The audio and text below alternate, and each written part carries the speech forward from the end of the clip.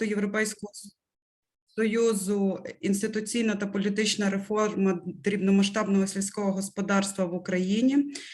Висловлюю вам свою щиру повагу та подяку за те, що знайшли в такий нелегкий час та прийшли на сьогоднішню всеукраїнську конференцію з питань створення системи АКІС в Україні. Мене звати Катерина Крикуненко, я є експертом з підтримки розвитку ланцюгів доданої вартості та системи передачі знань та інновацій АКІС, проєкту Європейського Союзу ІПРСа, і я є ваш сьогоднішній модератор.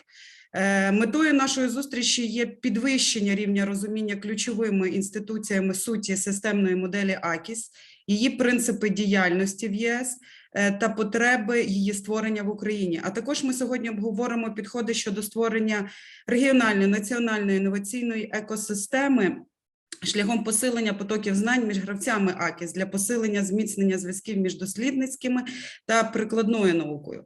Очікується, що результатом стане продовження роботи нашої робочої групи зі створення системи АКІС в Україні та закладеться фундамент і розгорнеться процес формування концепції, стратегії та створення інституційної системи впровадження АКІС. Відповідно до порядку денного хочу запросити до слова заступника міністра аграрної політики та продовольства України для вітального слова пана Маркіяна Дмитрасевича. Прошу. Дякую за слово. Шановні учасники конференції, від імені Міністерства аграрної політики та продовольства України вітаю всіх учасників цієї конференції з питань передачі системи знань та інновацій в сільськогосподарській галузі в Україні, АКІС. Дуже радий, що ми все-таки змогли сьогодні, розумію, що, можливо, не всі бажаючі змогли підключитися, але тим не менше, майже 60 людей в нас є. Станом на вчорашній вечір я далеко не був впевнений. 60% of the participants are here.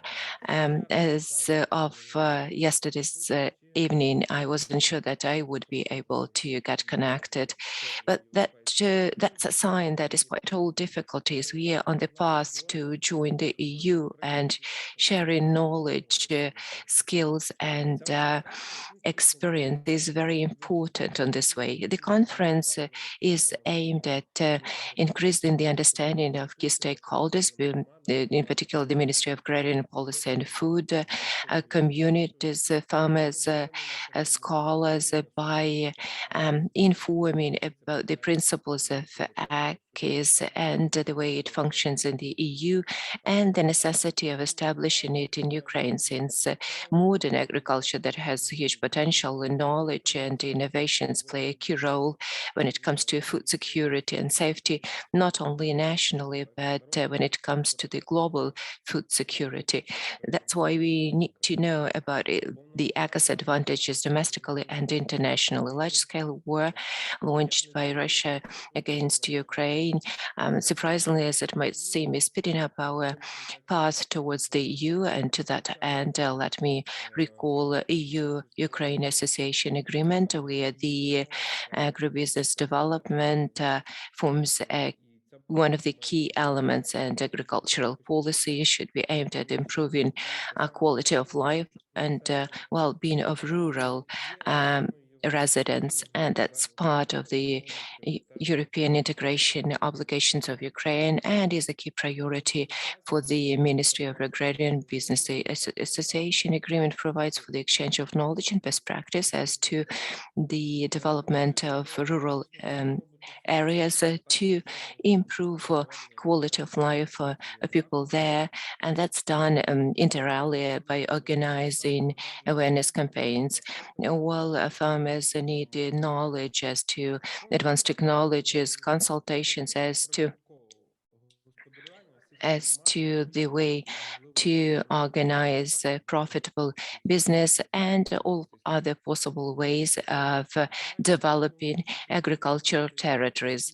The AKIS system is focused on the advisors and mentors for farmers, since they provide the updated information for the smallholders in their effective way of doing business.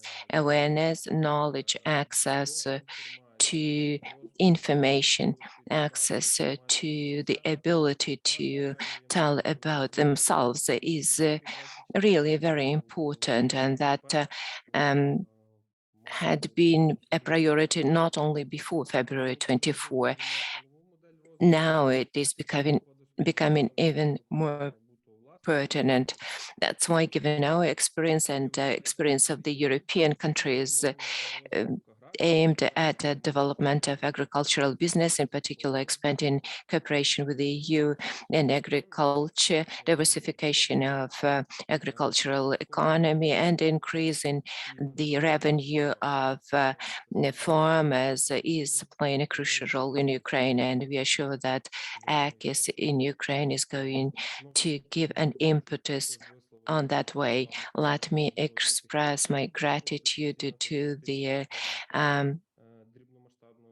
EU project, Institutional and Policy Reforms for Smallholder Agriculture, that promotes for more inclusive, sustainable, viable agricultural sector development, revenue focused and growth focused. Let me wish all participants effective and fruitful work, and hopefully in the near future we'll see our work deliver. Let me thank everybody involved for making this happen. We continue working despite bad internet connection and power outage. Thanks to all of you. Appreciate it. Thank you. Thank you for your opening remarks and opening our All-Ukrainian Conference. The next to speak with opening remark is Christian Van Haal, Operations Sector Manager, the EU. Let me just say that you have a globe button on your screen. So if you need interpretation, you need to click on globe button and choose Ukrainian, which is Spanish. You'll hear the interpretation done by Natalia Moroz. Шановні колеги, там в перекладі є... Dear colleagues, you need to choose between English and Spanish. Ukrainian is on the Spanish channel. Sorry about that. Spanish means Ukrainian.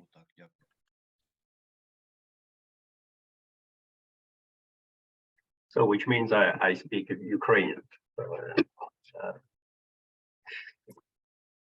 Dear Deputy Minister Markian, ladies and gentlemen, let me first thank you for attending this conference, which I'm also honored to participate as well. I see that the number of participants has grown to 80, so of course 300 people were registered, but as the Deputy Minister said, due to power outage and internet connection weakness, it's already an achievement to be able to gather 80 persons around the computer today. I'm particularly grateful to the organizers of the event, and in particular the team working on the rural development component of our EU for Small Farm project, for providing me the opportunity of these introductory remarks on behalf of the EU delegation to Ukraine. The European Union has been supporting the government of Ukraine over the past years through the provision of substantial technical assistance in order to support the government in implementing Ukraine's commitment under the association agreement and the DCFTA in the agriculture and rural development and sanitary and phytosanitary sectors.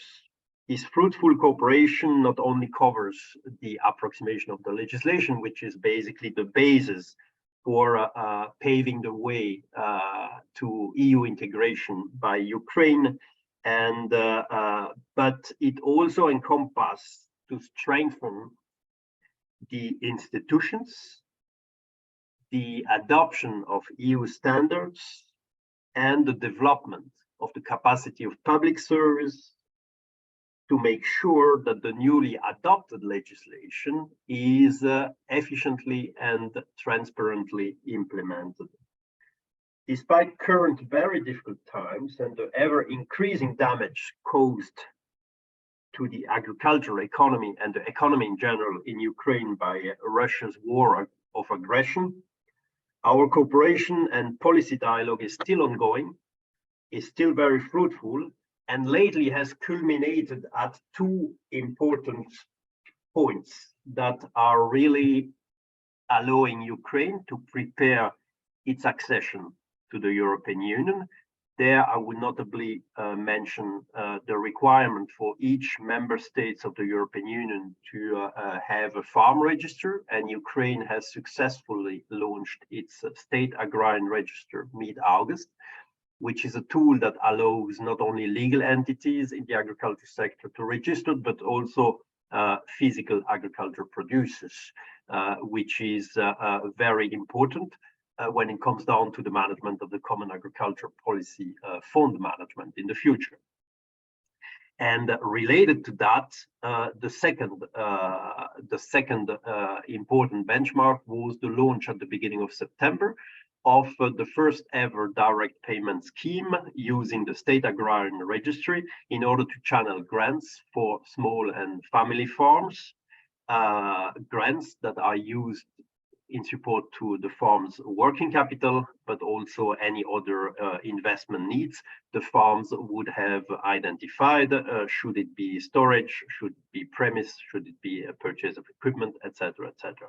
This is a successful trial, and it allowed basically the government of Ukraine, the Ministry of Agrarian Policy and Food, and the European Union, with the support of the World Bank, to jointly channel 50 million euros in direct payment grants to above 20,000 farms.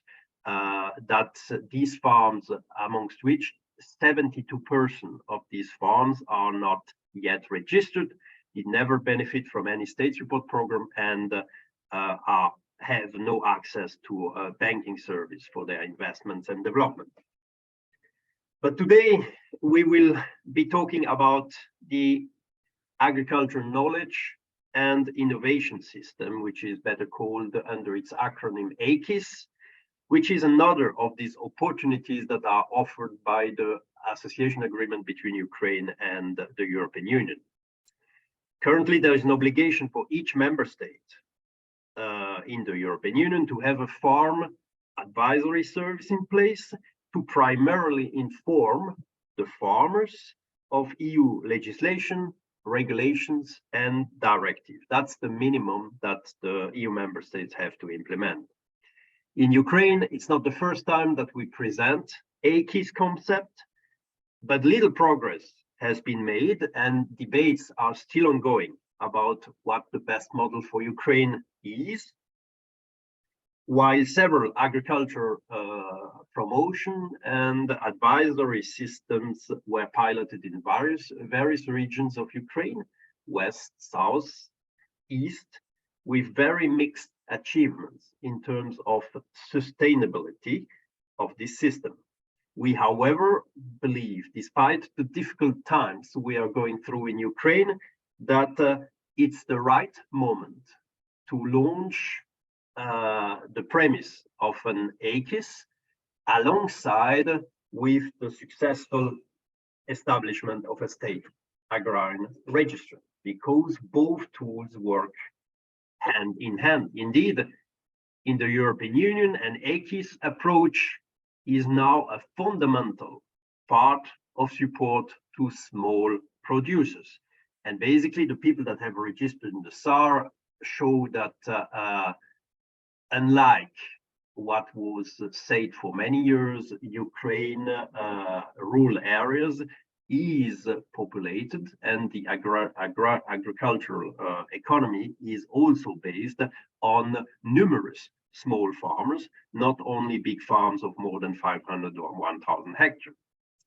And an AKIS is also a major part of the Common Agricultural Policy planning to stimulate innovation in the sector and an efficient knowledge flows throughout the entire European Union, between European Union countries, but also between all stakeholders throughout the European Union. Should there be farmers, cooperatives, advisors, research and education, agribusiness, NGOs, governments, institutions, etc., etc.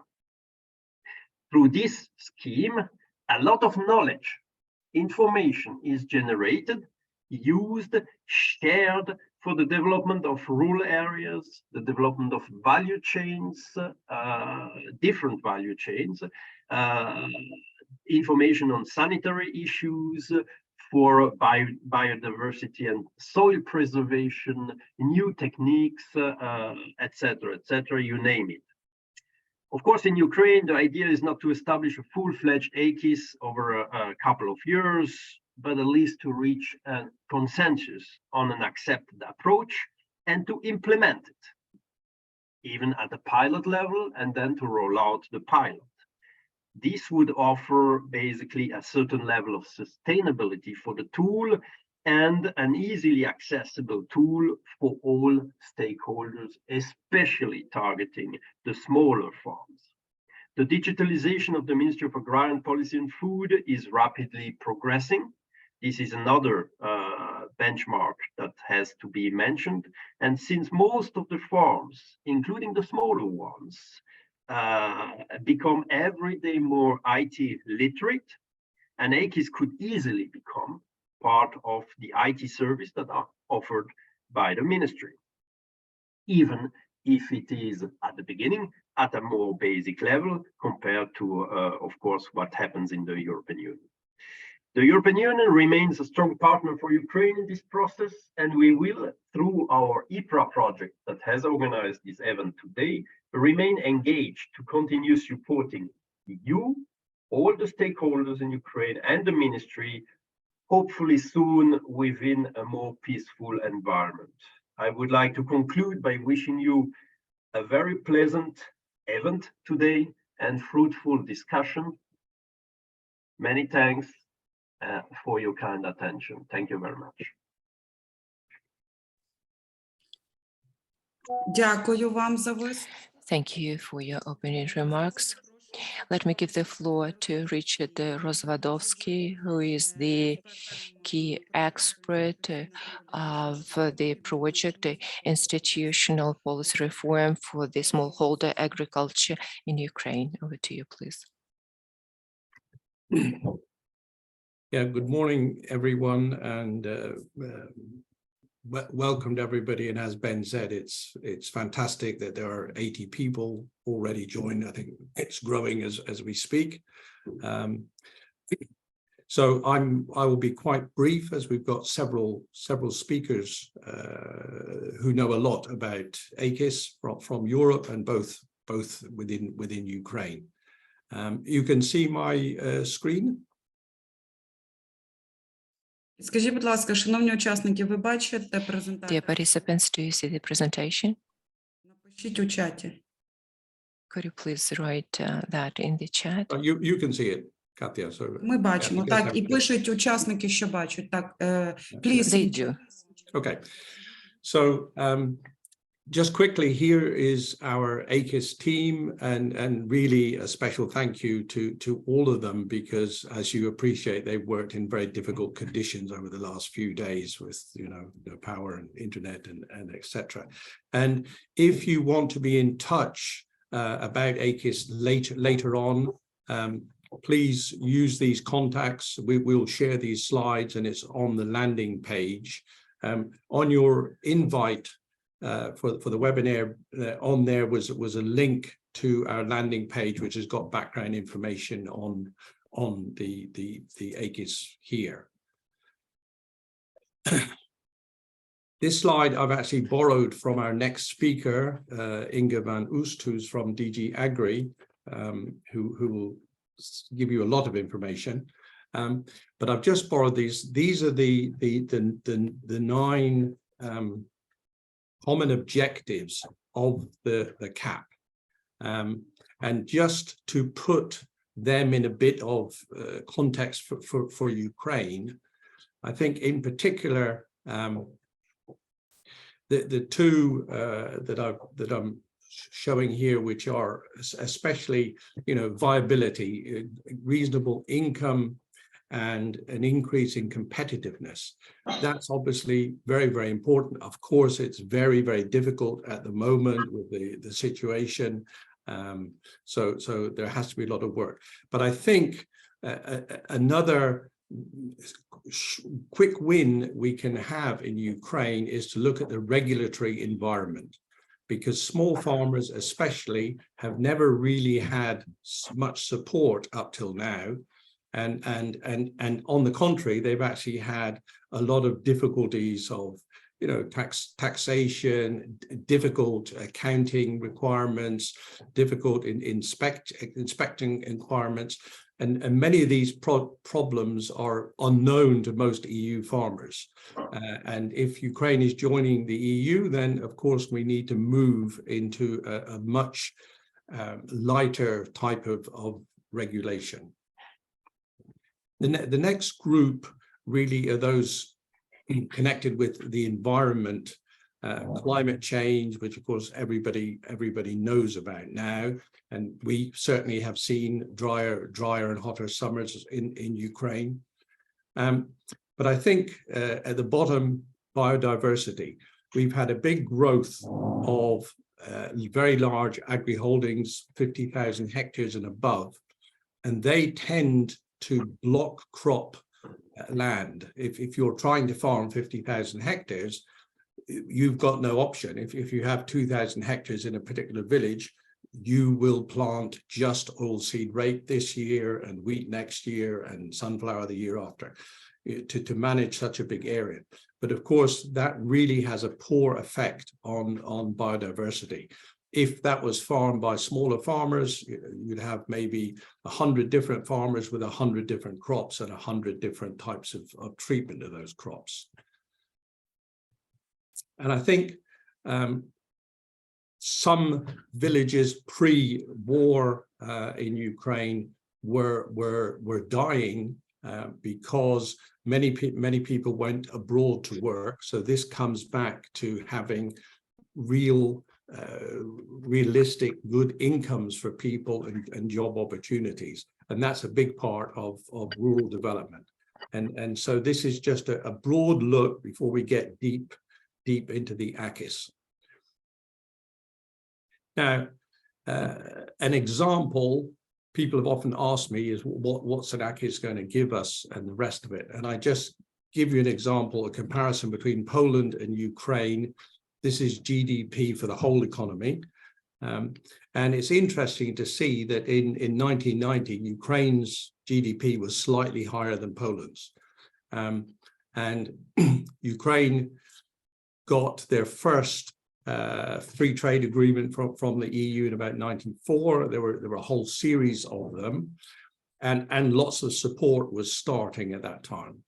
Let's not forget that Poland had a really difficult financial situation at the beginning, about $40 billion of external debt, and it had defaulted on that before. And then the EU had a major program in agriculture, which was SAPARD, which provided grants to farmers and especially groups of farmers. And I want to emphasize that because a big part of AKIS is to see how farmers can work together and develop that. And you can see the blue line is increasing now quite rapidly. Of course, Poland then joined the EU, and that's a further boost. But it just shows you the progress that can be made. I can't now see my own screen. Yeah. And the net result is that Poland's GDP today is about 3.5 times bigger than Ukraine's. And that's, a remarkable achievement in the time I've been in Ukraine, or Poland and Ukraine. In 1990, I was in Poland and then Ukraine. And so it just shows the potential, and Ukraine has such rich resources and such an abundance of land that the potential here is very high. But agriculture is really a knowledge-based industry, and so AKIS that helps people access that knowledge is really fundamental. Just as a quick thing, You may say, well, Poland it's nice to compare with Poland, but how does Poland compare to anybody else? Well, it just happens to be, I saw this by accident a couple of weeks ago. It's the IMF forecasts for GDP per capita, but these are based on purchasing power. But it shows that within the next few years, it's likely that Poland's GDP per capita will overtake that of the UK, which is obviously in the G7. This is at purchasing power. Things are cheaper in Poland than in the UK, but it just shows how well that economy has developed.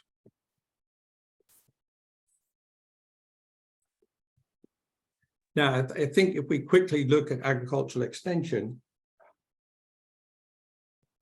I think what we can observe is that we've had the traditional type of extension system in Ukraine, which has either been at the beginning maybe funded by the state. A lot of problems with that in that the private sector, we've got a dynamic agriculture sector in Ukraine. So anybody who's quite good is immediately poached by the private sector to sell fertilizers or machinery or something else to farmers. So it's very difficult to retain good people and develop them. What we can say has been positive in Ukraine is there have been quite a large number of various technical assistance projects in extension in various regions. And some of those that have been for a bit longer than others have started to really make a difference. We can see that, I think, through the Canadian government support, particularly in Lviv, Dnipro, and Kherson. Had some very good projects. The support has been probably about 10 years or more. So it's helped to develop a good base of extension advisors who've got good technical knowledge. Many other countries are doing that. And I think, as Ben said at the beginning, the purpose of our conference really is to kick off the idea of, can we agree a roadmap of how we develop an AKIS in Ukraine. And the AKIS, which used to be knowledge and information system, is now agricultural knowledge and innovation system. And Ukrainians and Ukrainian farmers especially are very innovative. And this is a system whereby we can help bring those ideas to a much wider audience. And I think going forward, obviously Ukraine is and the Ministry of Agriculture is facing serious budgetary constraints. We all understand why. And here I think is a great opportunity for donors, bilateral and EU, who are able to perhaps do some work in some regions of Ukraine on training farmers or extension. And if we have this roadmap, we can then bring those efforts together and it should help everybody. The key word, I think, to AKIS, which you'll hear many times today, is about networking. We don't really mind who is giving advice or ideas. We want to bring in a whole group of people and make sure they can all contribute as much as possible. We've got quite some resources in Ukraine. This is from the Ukrainian Horticultural Development Project, which Canada supported in Kherson and the southern oblasts. And they have a lot of video training courses, a lot of written material training courses online. And this could be incorporated into an internet platform that we develop on the AKIS. And in your link to the webinar today, there was a link to the landing page for AKIS Ukraine, and there's some background information there. We will share the presentations from today, but going forward, we will develop that into this internet platform with lots of materials, links to others. There are, of course, many other sites. this is Doradnik, which was partially developed by FAO, and it is going to be used by the Donetsk extension service. But it's an example of this is one way of sharing information, and the new technology and social media is really helping us develop that. Some more of those are listed here. I don't go through all of them, but the EU, for example, has a very good ongoing project, eDorada, which is helping farmers to get better access to finance, to plan their businesses better. So there, and FAO has a huge number of free resources on their training website. And I think the technology, and let's not forget Google, this is probably the biggest training platform in the world. So one thing we can do is, perhaps there's obviously a lot more information in English than in Ukrainian, but you know, Google Translate also is pretty good. So farmers can actually find, and advisors can find, a lot of useful information on there. And then, really to finish up, I think there are a lot of apps. Many of them are free. These were developed actually by a project in Kyrgyzstan. It's in multi languages, and it's just something that the farmer can carry in his smartphone. And have that, and it works offline, and so he can go in the field and look at his tomatoes or whatever crop it is, and really get some good information. And that could be linked then to the ability to actually call an advisor or send him a picture and say, I've got this, what should I do? So the new technology gives a lot of information and possibilities. That's really all I'm going to say. As I think Katya said at the beginning, if you have questions, please either raise your hand or put it in a chat, and our team will go through and pick them. When there are potentially more than 100 people, it's difficult to address everybody, but we'll have 3 question and answer sessions.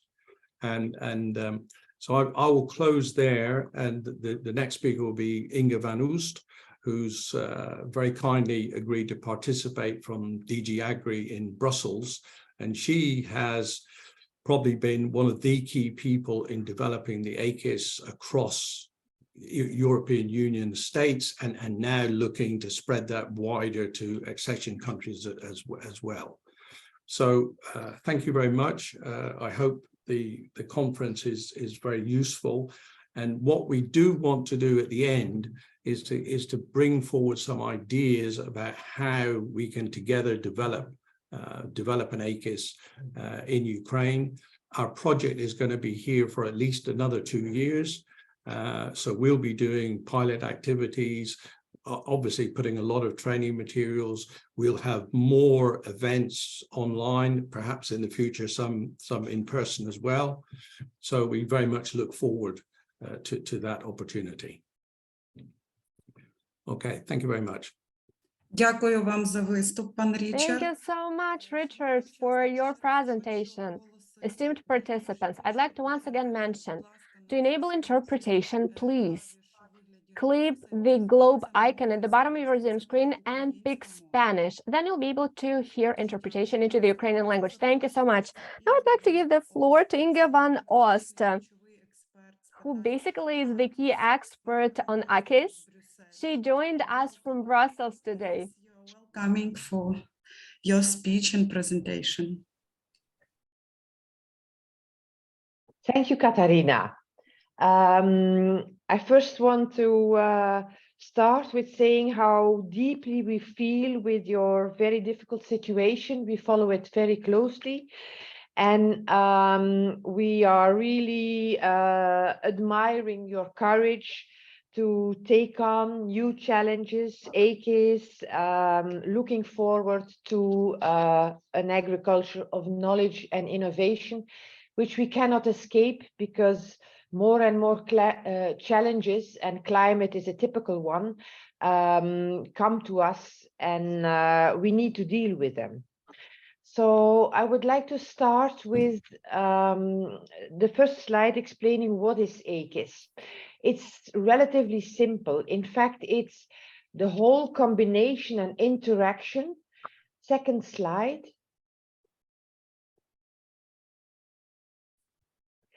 It's the combination and interaction of the different persons, institutions, who are using or producing knowledge. And we want to bring those closer together out of their silos. We have silos for researchers, silos for advisors, silos for farmers organizations, and we want to drop down these walls so that we have better collaboration and more knowledge flows. If there's one word you need to remember from AKIS, it's the word knowledge flows. This is the overall mission of what we want to do. And of course, all the players who are there will be farmers, foresters, advisors, researchers, also farmers organizations, as well as NGOs, networks, retailers, media, services, the ministries who are behind that, and they all produce knowledge and need it. And what we aim with AKIS, because we started for 7 years in the current period, which was prolonged even with 2 years. So for 9 years, we have been working with only innovation projects at local level and at European level, connecting member states. This has brought an atmosphere of understanding that with collaboration, with co-creation, with respect for each other and listening to each other, you come further. You create a kind of ownership for the solution that comes out of your innovation project, and the implementation goes maybe 15 years quicker than the old system, as it was coming from research, going to the advisors, and then supposed to be landing to the farmers, who were not always on the same page as what the researchers thought they were doing for the best way. Next slide. So AKIS is not just the aim of agriculture, it's much broader.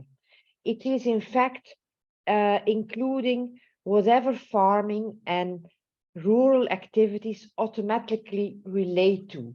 And you see above there in brackets, this means also environment, climate, biodiversity, managing the landscape, also connecting to consumers and citizens, to the food and non-food chains and systems, which include processing, transformation, and distribution chains, and so on. Now, AKIS didn't drop out of the air.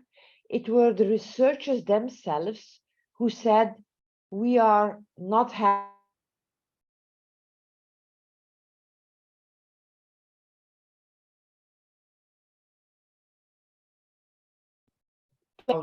and having an effect.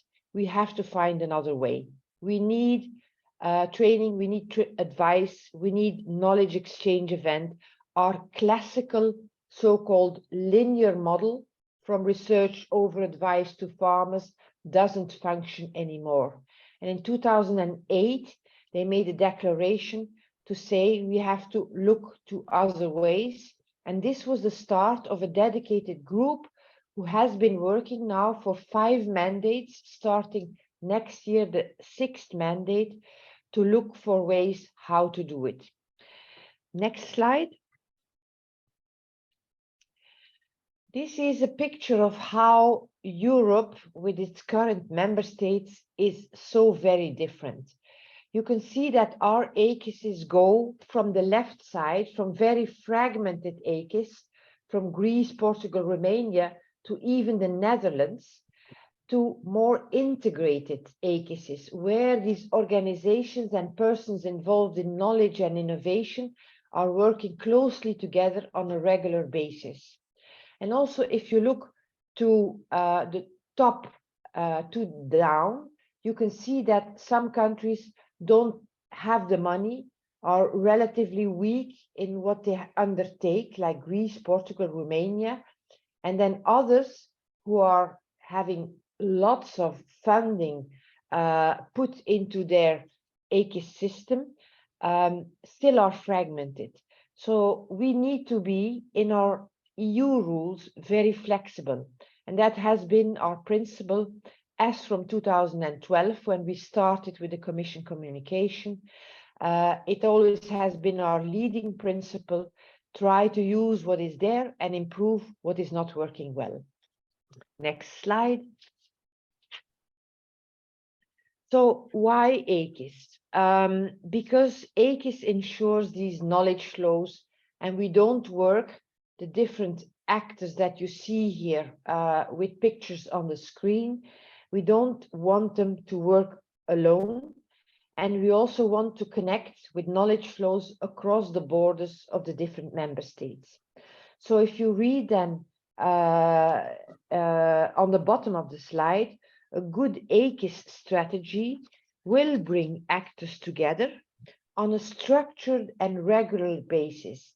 And this is what AKIS introduces. There are already people who voluntarily are working together, but we need to install this for everybody as an obligation. And this is our AKIS strategic approach that we now introduced, and that will ensure continuous creation of interaction, which speeds up knowledge exchange, knowledge flows, innovation, and most of all, the end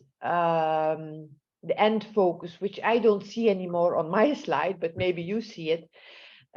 What we are all aiming for is implementation into practice of the things, the knowledge we create.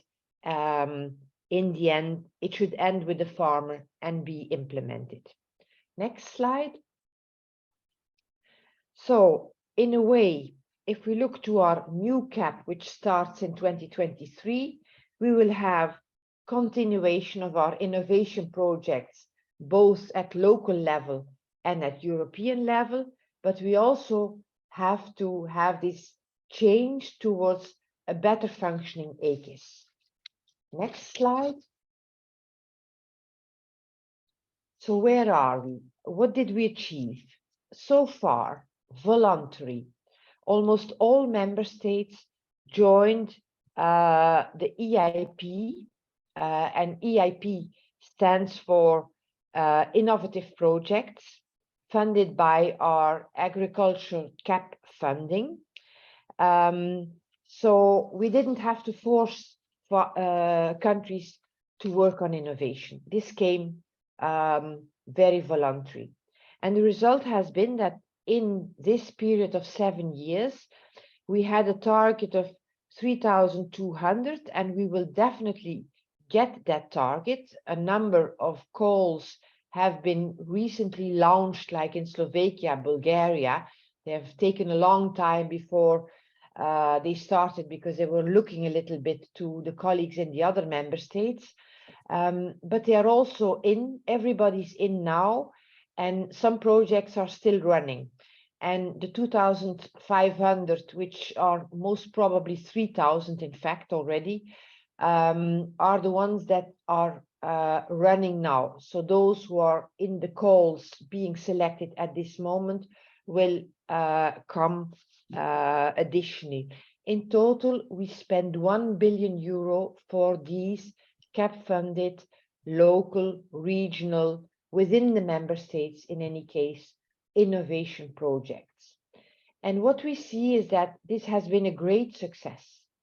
In our next CAP plans, the member states plan 3 times as much operational groups if you count it per year, because our period is shortened. It will be only 5 years now, and we have 6,631, I checked yesterday, operational groups planned for this period. So it means it's a big success, and European member states and authorities do understand that collaboration and innovation is key for the future of their agriculture. Our commissioner at the time said the agriculture of knowledge, and that's exactly what now I think all member states have clearly understand. This collaboration and knowledge is key. Now we have a second funding source, which is also very important for us. At EU level, we have European research projects, and we introduce the same principles of collaboration into that funding source. And on the next slide, no, on the slide a little bit later, but I will show you. You can see how we make those two policies work together. And again, in this research policy, we spend another €1 billion to get people to work together, not only the researchers, but them working together with advisors, with farmers, with NGOs, with the different actors who can bring in the practical knowledge that our researchers often have lost in the last generations, because they were pushed all the time by publishing and scientific abstracts, where the impact in practice was not that important, but more the scientific journals in which they published. This is a quick view on the different types of subjects that we cover in our innovation projects under the CAP, and we will expand that even. You saw the 9 CAP objectives in the former presentation, and we will tackle all those 9 CAP objectives, from economic objectives to environmental to also social objectives. We have a key issue with farmers who don't see the future anymore, or who take in new initiatives like getting handicapped people on the farm as a service to society, but at the same time as diversification on their farm. So all this will be possible in the future. Next slide. So our move is from just funding projects to funding a whole innovation ecosystem. Next slide. And we do this, as I said, using 2 policies. On the left side, we see our agriculture policy, and there we fund our innovation projects. We also fund, very important, preparation of these projects, because a good preparation is half of the work. You need to find the relevant actors who can help you for this or that problem or opportunity that may become an innovation. Then we fund the project, and we also have funding in the current period, which is meant to support those groups with support of how they can find the funding, how to work, what methods, how to fill in the forms, where to find the right persons who can help you, etc. On the right-hand side, you see our research policy, and currently in 21-22, we have already half of those projects, and this has gone up very rapidly, who are multi-actor, following the interactive innovation collaborative model. And we also see on that side a huge increase of number of projects that work with those principles. So also within the research community, this is very much welcomed, and it really gives also courage, in particular to young researchers, that they see that their work is used and not just put in the cupboard for a scientific publication. Now, in between those 2 policies, there's a very important element, our networking. We connect the policies with a number of events, face-to-face events, also databases where all the projects are put together. You see this on the bottom of the slide. So we have very short, what we call, instead of scientific abstracts, we call them practice abstracts, so practical knowledge, just 20 lines to know what each of these projects is doing, and to have the contact details of the persons who are working with it, which is sufficient to get people connected and to ask about further information on that projects or materials they have produced, or to look for them for further collaboration, etc. So the networking and the databases we have behind it are very important. I want to emphasize also, in response to the former presentation, that we feel that digital tools and knowledge databases are one way of working, but we absolutely need also the physical in-person events where people can meet each other, get to trust each other, and there a lot of collaboration also originates. Next slide. This one you already see, so I will skip it. And here I want to explain you the principle of interactive innovation. This is the basis on which our innovation projects in both policies as well as our AKIS is based. So we want to see in this what we call interactive innovation model, we want to see collaboration between various actors to make the best use of complementary types of knowledge, could be scientific, practical, organizational, entrepreneurial. Often farmers are very entrepreneurial and think about cheaper solutions than maybe researchers would do because they know all about the costs. They're daily struggling with costs. And the aim is to co-create with those different type of actors in order to quickly spread the solutions or the opportunities that they develop. And we also demand that these are ready for practice, not some theoretical thing that comes out of a project, but something that is ready to apply so that we speed up implementation and the impact of our whole work. Next. So our 2 slides here explain the basic of our rules in the CAP regulation. First of all, we ask member states in their CAP plans to do a SWOT analysis. What is working well, what's not working well, what needs to be improved. Secondly, we look to 3 main pillars. It's not a full AKIS. We have many more people in the AKIS, but there are 3 key pillars who are very important to make the AKIS thrive and flourish. And those are advisors, researchers, and also our CAP networks. I already explained that they can share all the knowledge coming from the many projects, and they also organize these events in their national capitals or at local places in their provinces or whatever. So they are very key. And we want those 3 in particular to see illustrated in the CAP plans that we need to approve as the Commission, that they work closer together. So we need to see, it can be very flexible, various ways on how they will work closer together. And last but not least, the outcome should be better, more competent advice and also innovation support. Next slide.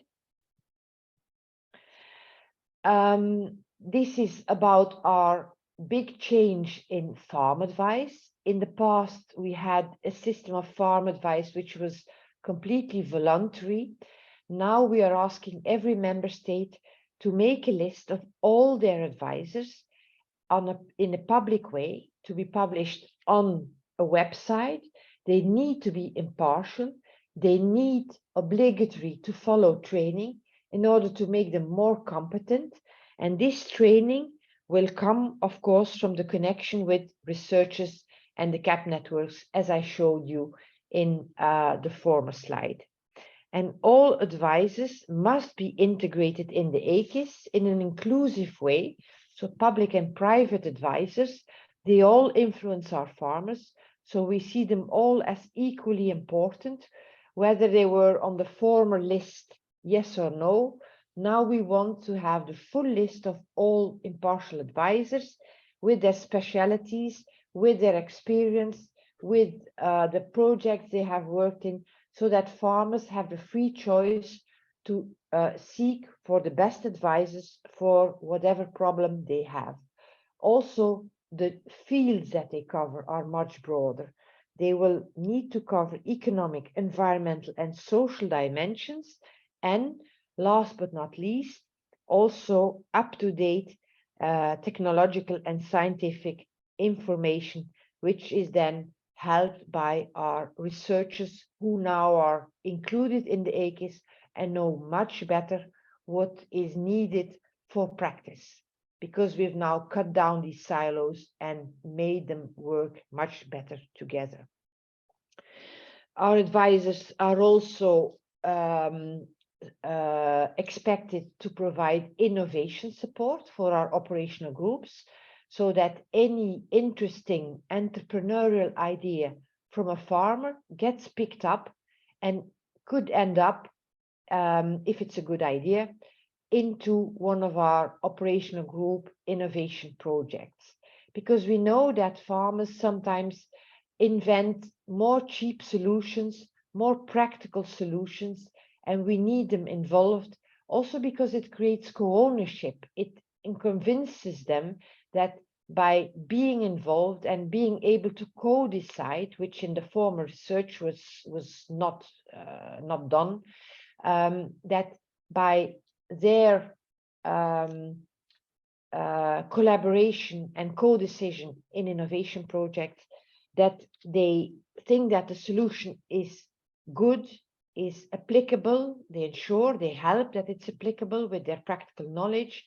And this really helps a lot to get our results put into practice. So I think these were the most important things. I'm looking to the time, it's already 10 o'clock. We might skip this next slide.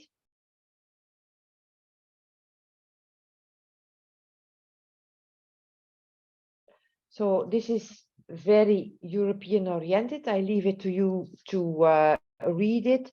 What is very important to stimulate innovation is to give higher co-financing. We have part coming from the member states for our rural development measures and part coming from Europe. And for our innovation projects, we give 80%. So that's much higher than the 43%, which is the normal rate.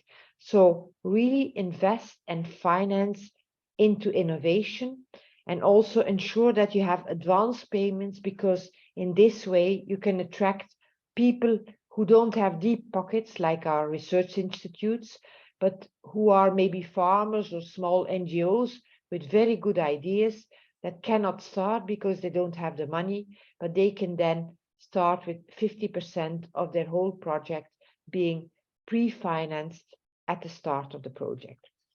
Next slide. So our main two tools are, on the one hand, innovation hubs, the innovation support services where I was talking about, and on the other hand, the knowledge hubs, which are as well digital as physical. We have specialist advisors who will form a kind of back office for the field advisors. Those are on the road every day, and they will help them with subjects that they have more difficulties to cover. So they form like the back office to help the field advisors. So the knowledge hub is there. Next slide. This slide, and you particularly can look to the red and read the rest at your ease, are potential actions related to AKIS strategic approach. Are on the one hand looking to enhancing knowledge flows and strengthening the links between research and practice. You've seen that this is the basic of our interactive innovation model. On the other hand, strengthening farm advisory services and invest in it. Third, incentivizing interactive innovation projects, as I described them before.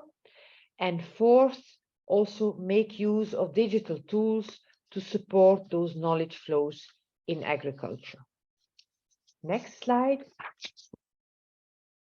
I will quickly skip because this is just the introduction to tell you about our research program.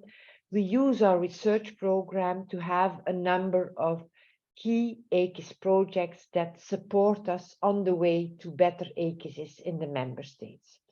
And we have one which is called EU Farm Book, which is going to produce a big EU knowledge reservoir dedicated in particular for practice. We have maybe 200 knowledge reservoirs already, but they are all focusing more on research results.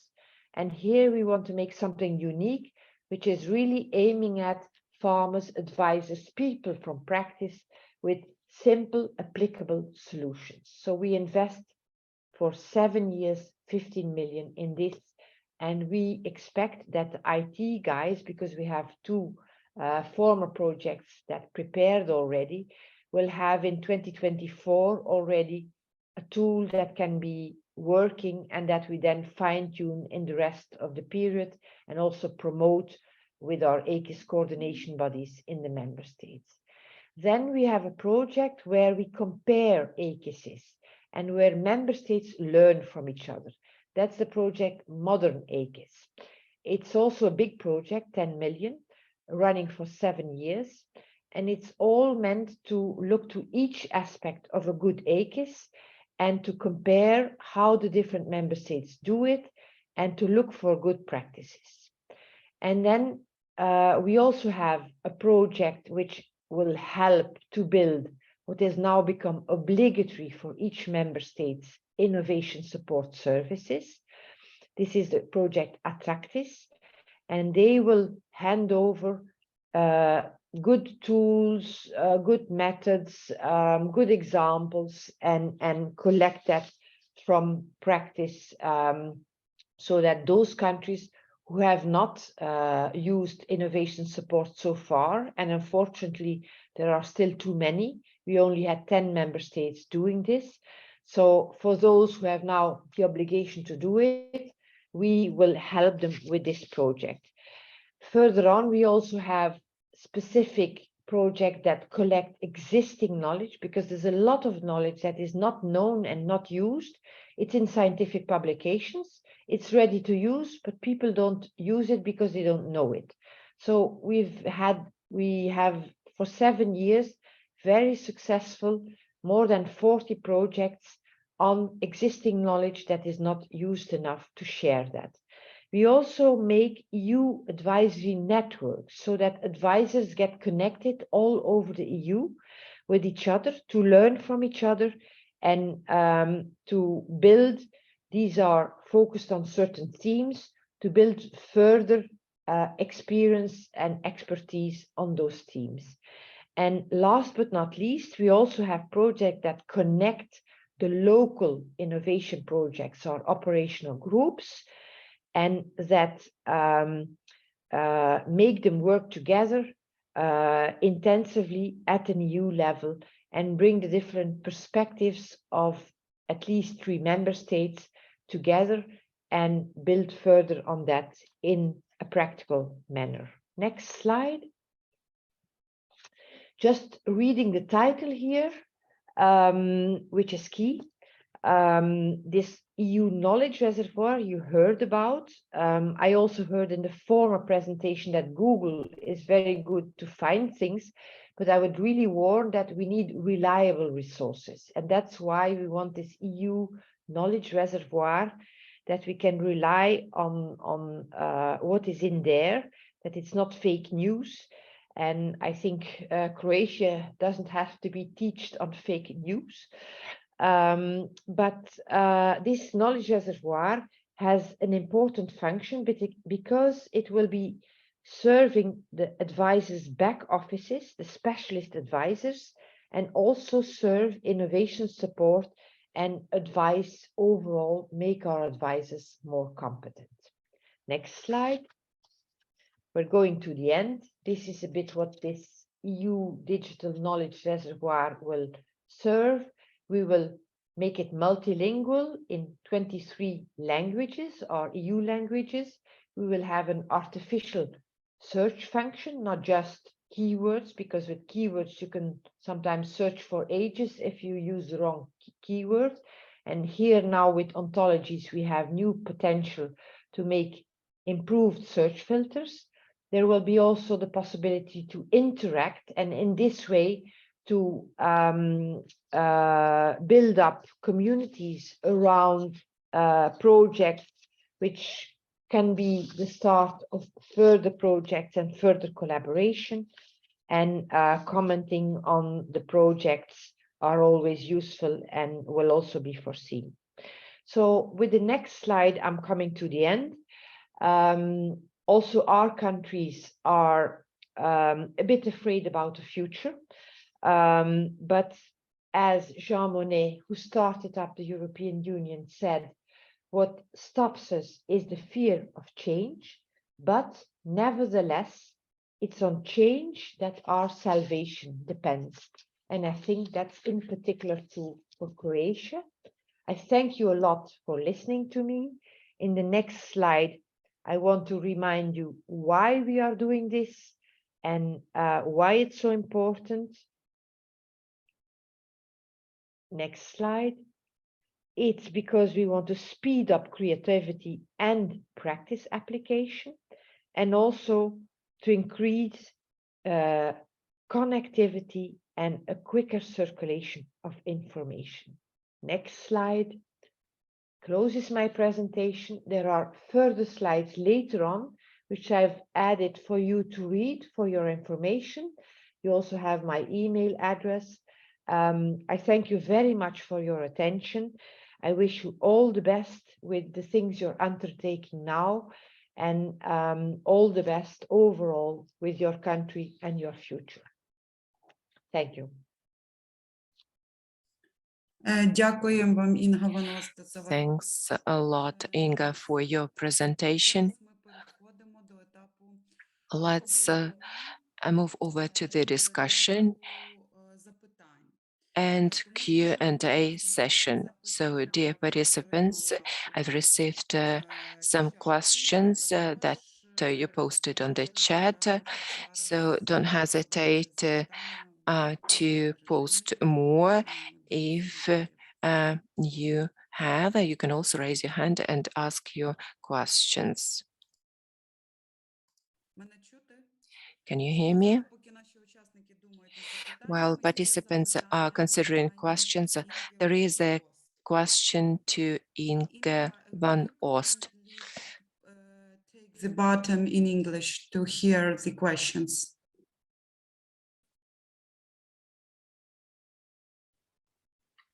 My translation is on, so if you interpret, it's fine.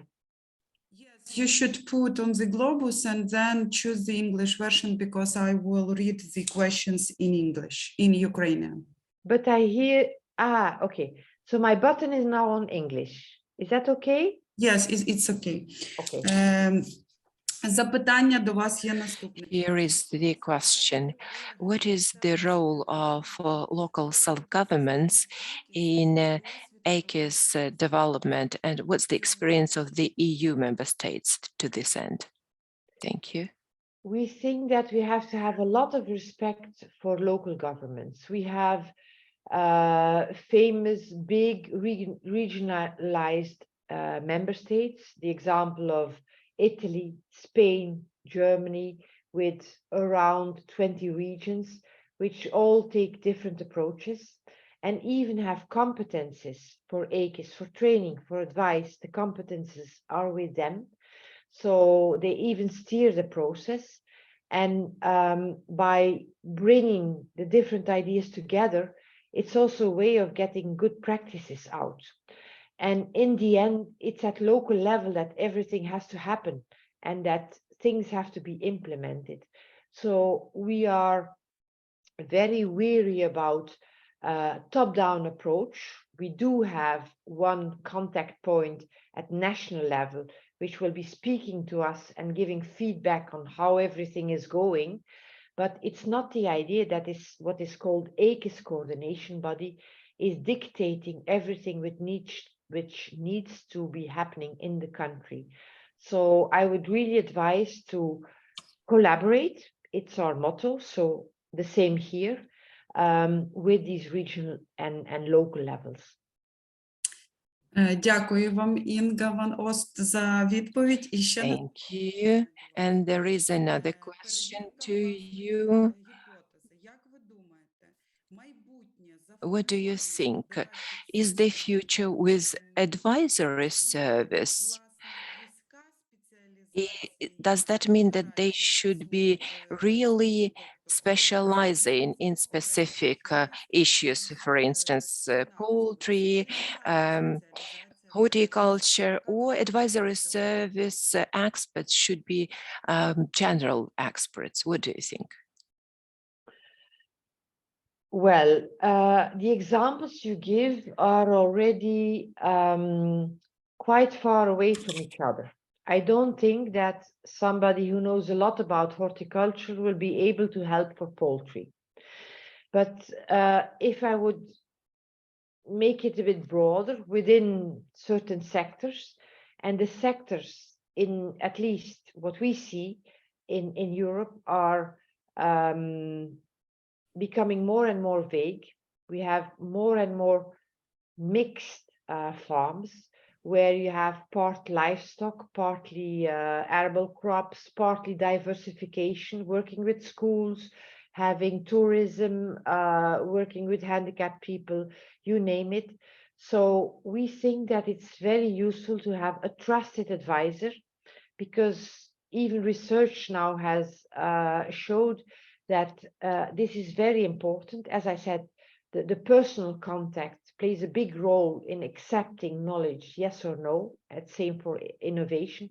Accepting new innovative ways is often only when you talk with your trusted advisor and he knows everything about not only your farm and the context of your farm, but also your family. Is your son going to take over? Do you still need to do investments on the long term? Yes or no? These kind of things. So somebody close and knowing the family and the farm is very important.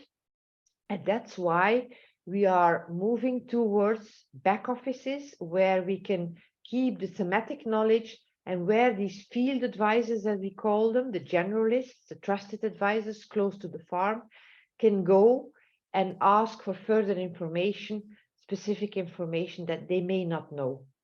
And it's a way also of team building. Like in Slovenia, I like very much that they send their specialist advisors who would otherwise become people behind offices, maybe in very good contact with research and CAP networks, but never coming out and seeing a real farm anymore.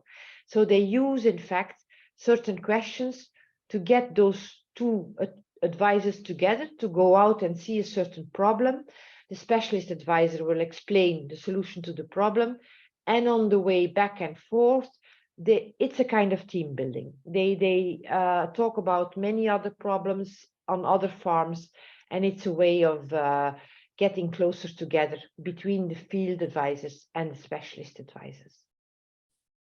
Дякую вам за відповідь.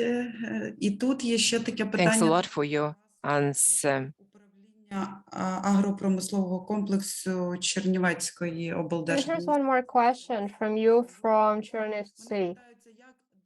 They are wondering, how can oblast advisory services in Ukraine join the aforementioned projects that you have presented in the course of your presentation? There are two ways. In the CAP, in principle, the official participants, beneficiaries, financial beneficiaries of an operational group innovation project are only allowed to be from the member state. Now, you can ask expertise from other member states, and this is then a direct cost, and it could be a way of being involved in a project without being participant and direct financial beneficiary. Second, under, and that I would need to check, but I'm almost sure that Ukraine for our research policy is an associated country. Maybe somebody is here in the room who can confirm that. You're more aware about the Ukrainian situation than I am. But we have 32 countries like Norway, Swiss, also the UK has agreements to work together in the EU research program. So this is larger than only EU member states, and to be checked if Ukraine could be one of those who can join that type of projects. Дякую вам за відповідь. Thank you so much for this answer. Now, the next question is to Mr. Rozvadovsky. Could you please say, regarding organic agriculture and farming, is there a special section in AKIS for this sector? Yeah, so I didn't hear which sector it was. Organic sector. Organic, yeah. Organic, actually my next speakers are going to say something about organic, but organic is now a real priority in the EU, and we should be, and I think the target is I can't remember over how many years, but there should be more than 35 to 40% organic agriculture in the EU. So it's a very important and growing sector, and certainly AKIS innovation, advisory work, networking is going to very much support organic projects and organic farmers.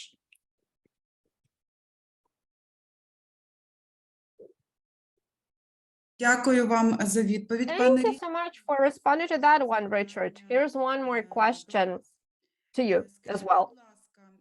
Could you please tell, do you possess any information about the territory that this project covers?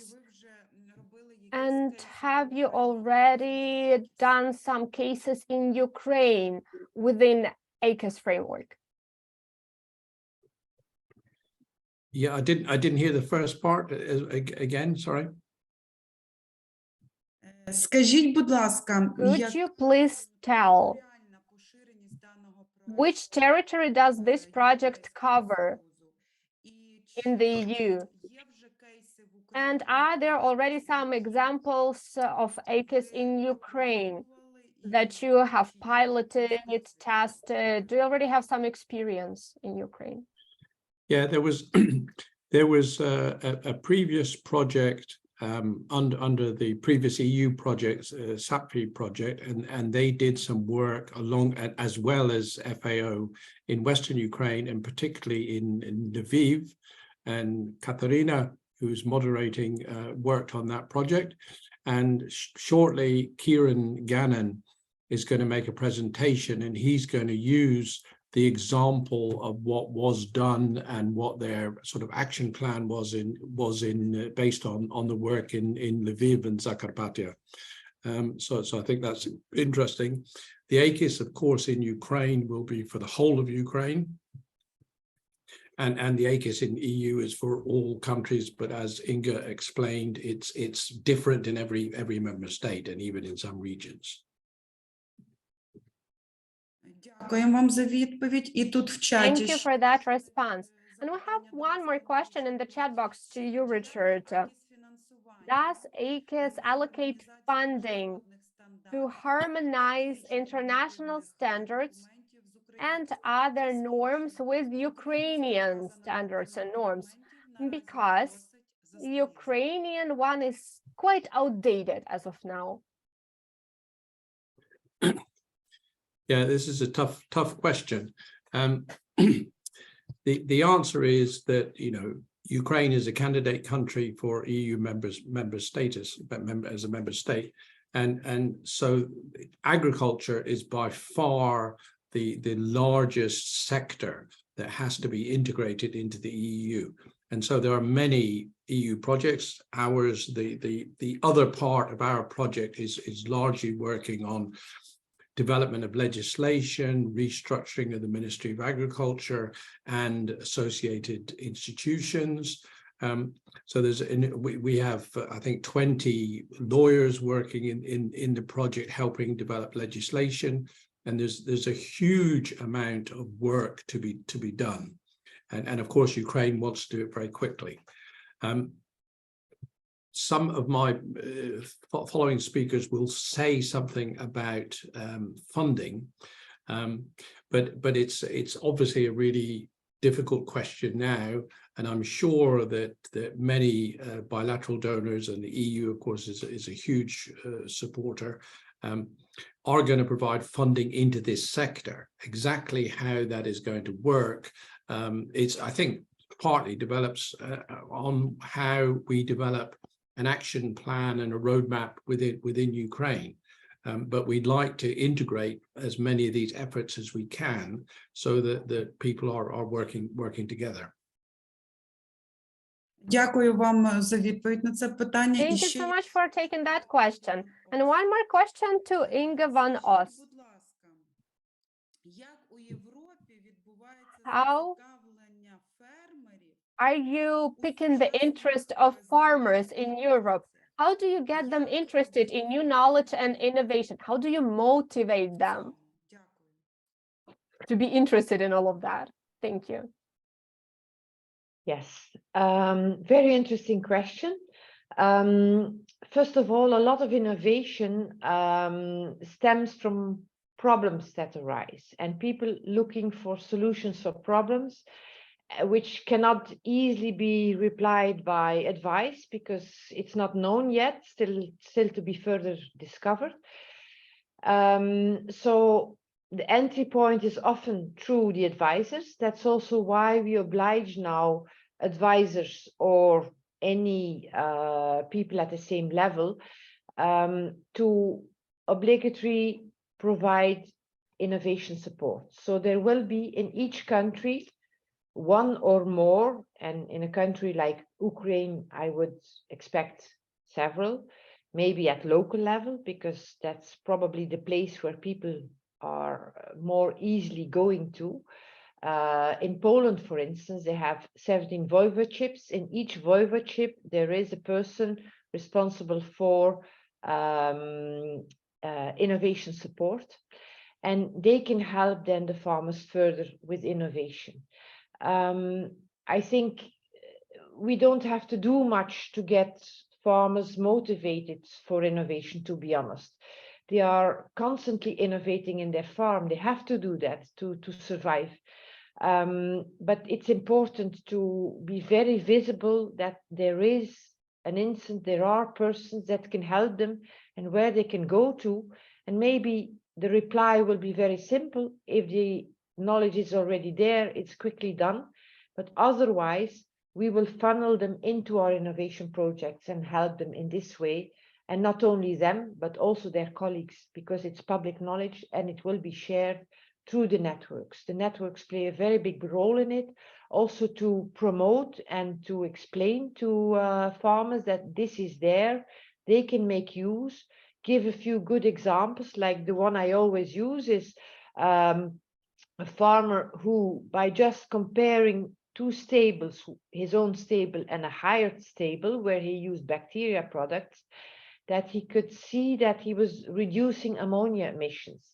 And by measuring it, it meant that 30% of ammonia emissions, which is a rule for us, we need to reduce greenhouse gas emissions, climate change, that he could reduce just by simply using a bacteria product against the flies, 30%, meaning a lot of reduction of costs of investments in ventilators, scrubbers, energy, etc. And typical, those are the things that come from farmers. They think, what can I do and how can I do it the cheapest? So they are really innovators by nature, I would say. And what we now want, what we have missed, we had hoped that it would come rather natural from the authorities.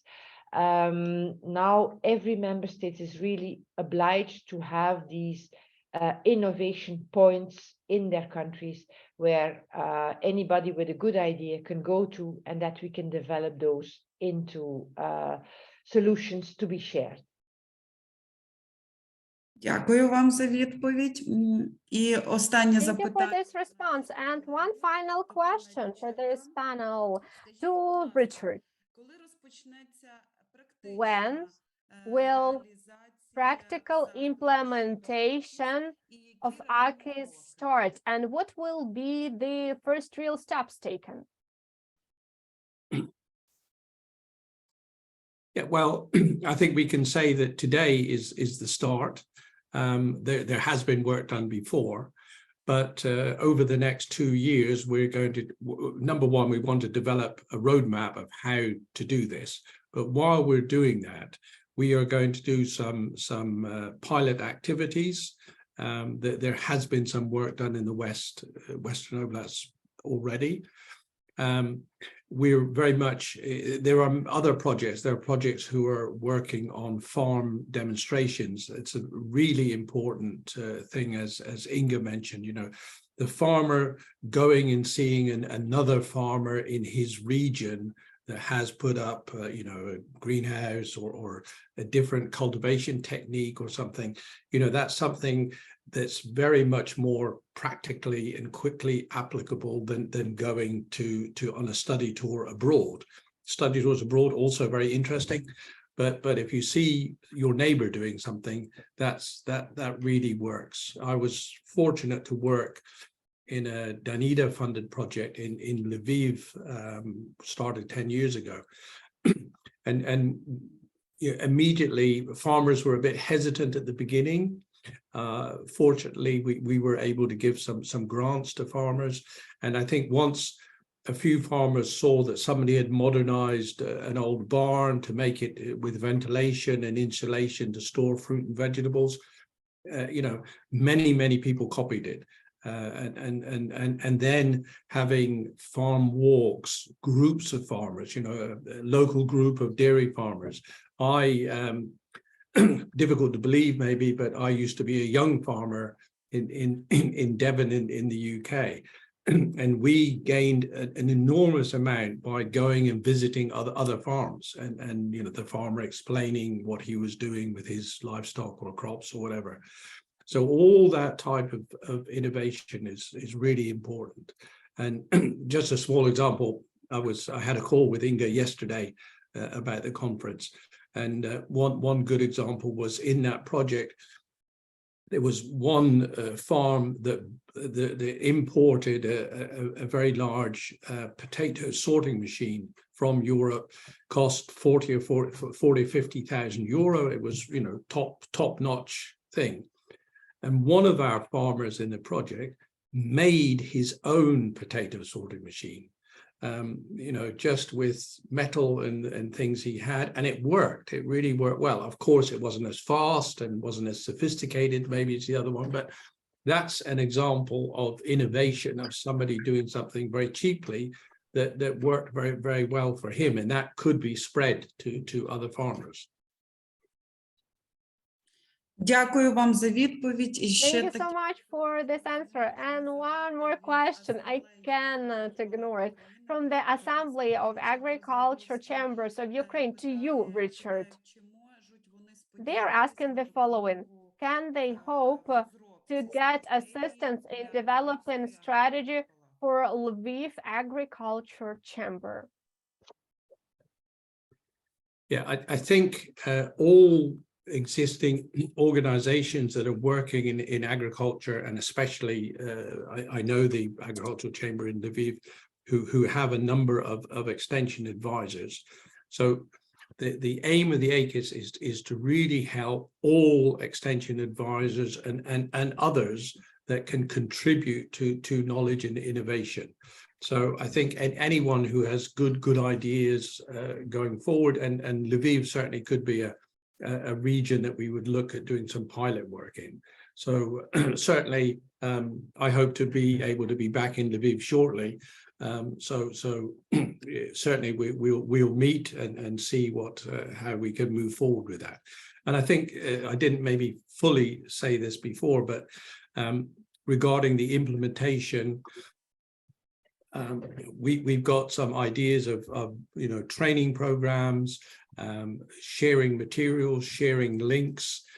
So there are many things that we can do, and so we want to move those forward across as many places as we can and see how well they work.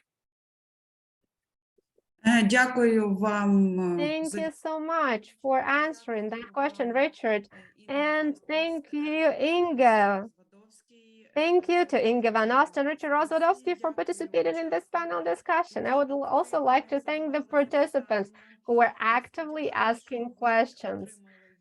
I hope that you have received responses to your questions, and thank you for your active participation. Now, let us move on to the next part of our national conference, and namely, according to our schedule, next, we're supposed to have a presentation by Irina Kirina, who is head of Business Development Unit of the Department of Agrarian Infrastructure of the Ministry of Agrarian Policy and Food. But given that we have the blackouts, she cannot join us today. Having said that, her presentation regarding Ukraine's experience in disseminating knowledge and innovation in agriculture will be shared with you separately after our conference is over.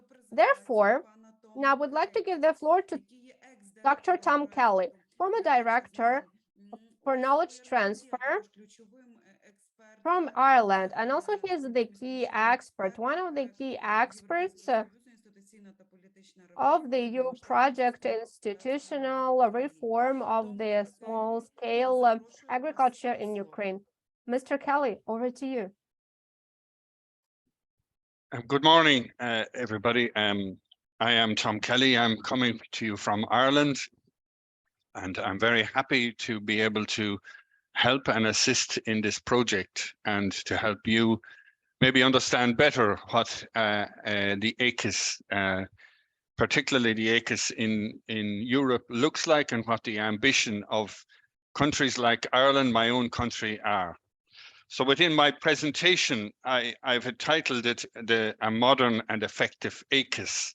And I think because the AKIS is continuously developing, we can only take maybe the ideal approach of what it looks like now, both at national level, but equally what it looks like, and particularly what it looks like for the participants or for the actors that are involved in the AKIS system. And so those obviously look at it from very different angles, and I will try and explore that with you. I suppose the real challenge is how the AKIS system is used to solve problems and to manage opportunities. And this is how I think we need to maybe think a little bit more broadly of how that impacts, particularly when we talk in the case of this particular project that is targeted very much at helping smaller rural areas, farmers in rural areas who maybe don't see that they have great opportunities. So just to take and move to the next slide and take a look at a very complex AKIS actor network drawing or diagram, which represents all of the different actors in the Irish AKIS system at a national level. And you can see different colored lines and different strong lines that connect them. And these are the knowledge flows, but they also represent relationships between different organizations. And those relationships are made up of partnerships, collaborations, and obviously commercial arrangements made between individual actors within the AKIS system. So that's looking at it at the national level. It can be very daunting to look at it and take some time to study it. But moving to the next slide, we can look at it in a less complicated way. So if we can move to the next slide, please, slide 4.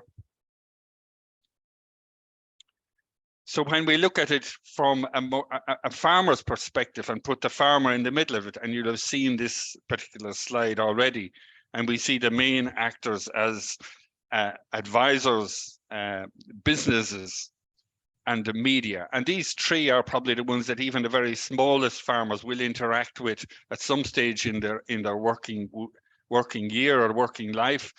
And they will engage particularly in terms of having to resolve problems that they have on their own particular farms. And it's a little bit more understanding and less complicated to look at it as in this context.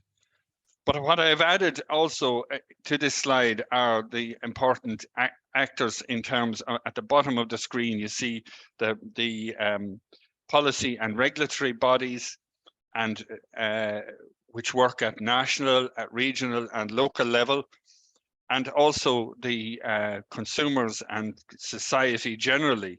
And we see more and more that these are becoming very interested and involved in what is happening within the AKIS system.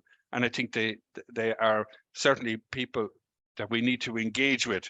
We see in most of Europe a move towards demands for more organic foods, demands for higher quality of products, changes in people's I suppose requirements, move towards more vegan foods, etc.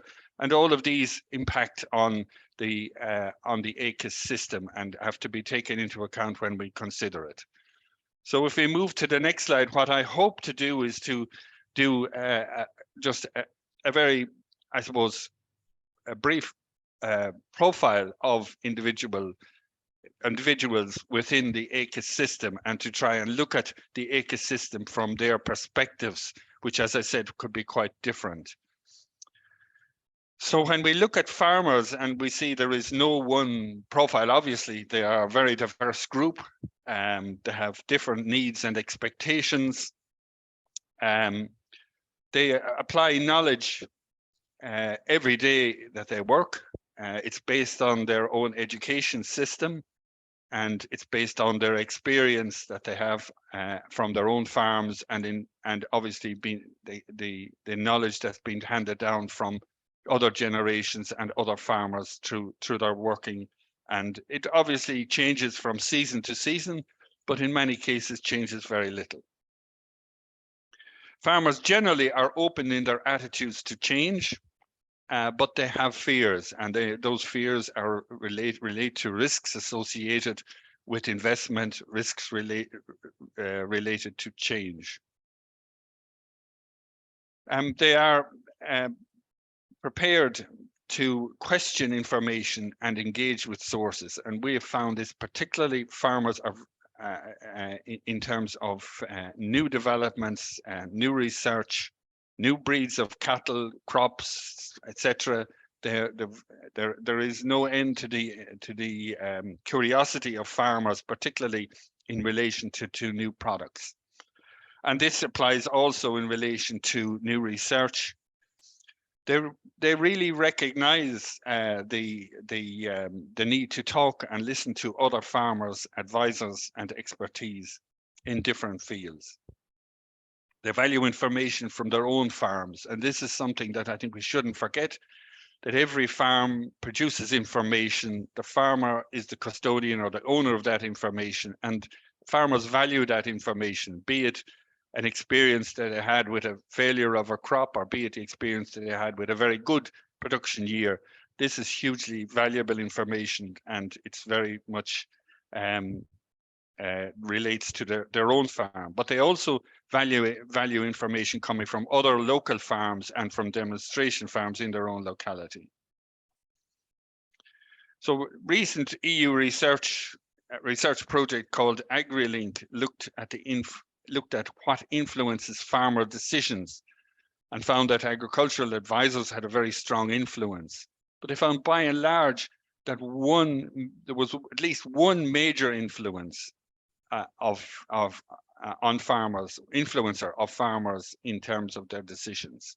So that could have been the advisor, family members, or other farmers generally. Those three were the three big ones. And I suppose what farmers want in general is clear advice and clear direction from advisors or from other sources of information. So this is if you like, was a profile of farmers. And if we look now at what they would expect and what they would want from the strong and well integrated AKIS system, and this is, I suppose, they want easy to access technical, market and policy information and analysis. And the analysis part is really important, because they have their own ideas of how good or bad a particular product is, or a particular crop yield or whatever. But until they talk about it and get some analysis on it, do they really know if it's profitable? And this is where advisors and others come into the fray in terms of helping them. They want impartial interpretation of information relevant to their own farm and situation. They definitely want to trust the sources of advice and decision making. They want motivation, as we've heard in the question, provided for actions and the application of knowledge. And they want recognition for efforts made to find new solutions for their own applications.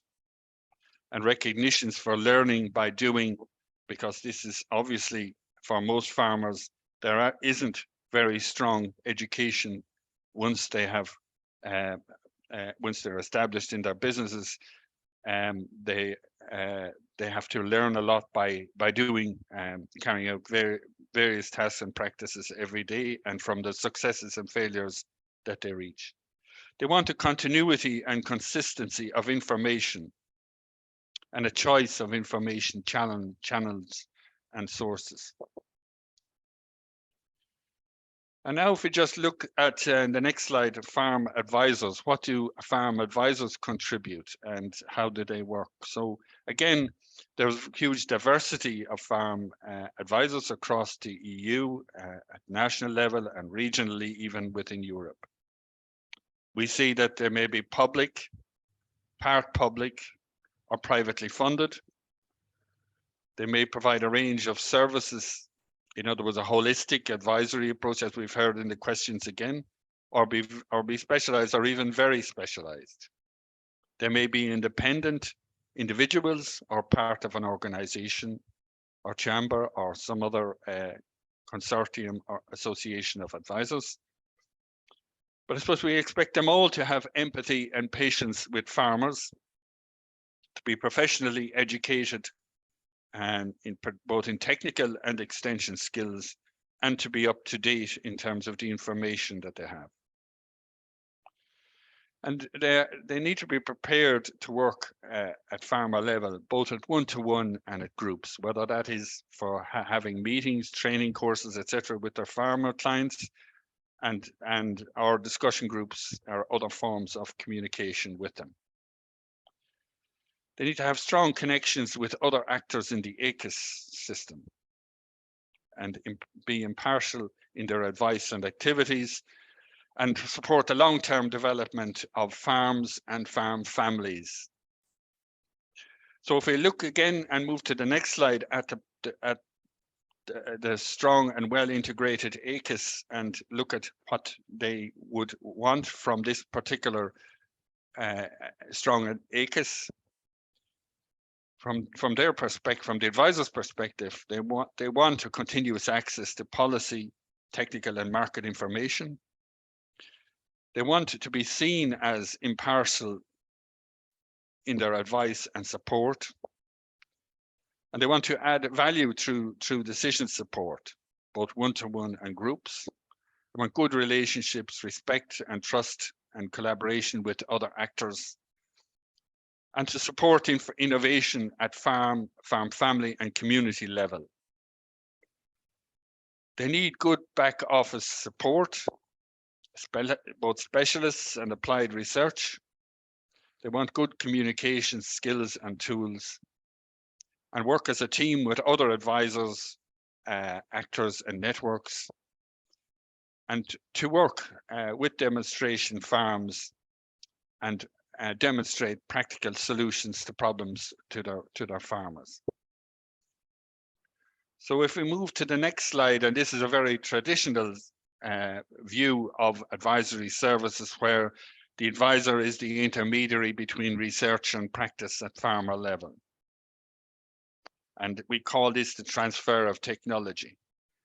And this is still a major part of advisors' work. But what has changed a lot in recent years is that we've moved very much from this model to a more exchange model. So we've moved from consultancy type services where advisors deliver information and knowledge and get paid for that, to very much where advisors act as facilitators in the exchange of knowledge from farmer to farmer, and that this is a really strong model and works in a particularly strong in the context of technical information on farms.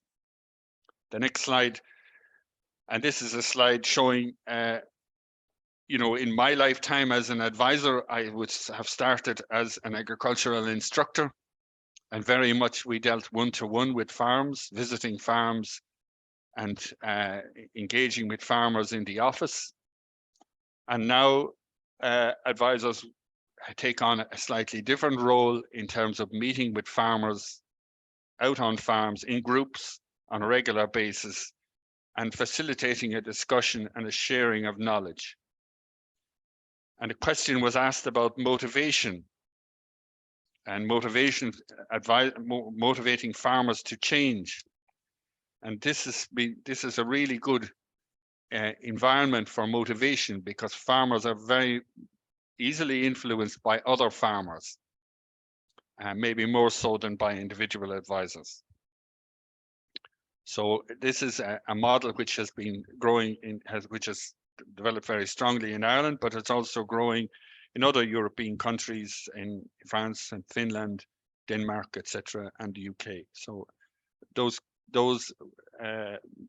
model is to be recommended, particularly where you have farmers with similar enterprises, and but obviously different farms and different age groups, different backgrounds, etc. So if we move to the next slide, and it's already been mentioned, the importance of digitalization. So we see this as a really strong addition to a modern and effective AKIS.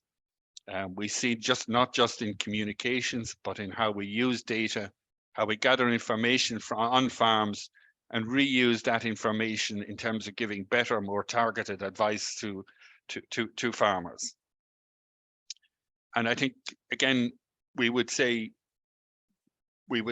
say, in my experience, the telephone is still, all of the tools that were there in the past, such as the telephone, is much more functional, but farmers oftentimes need the one-to-one telephone call, reassurance that they're doing the right thing from their advisor, and from that it's a really important tool for contacting.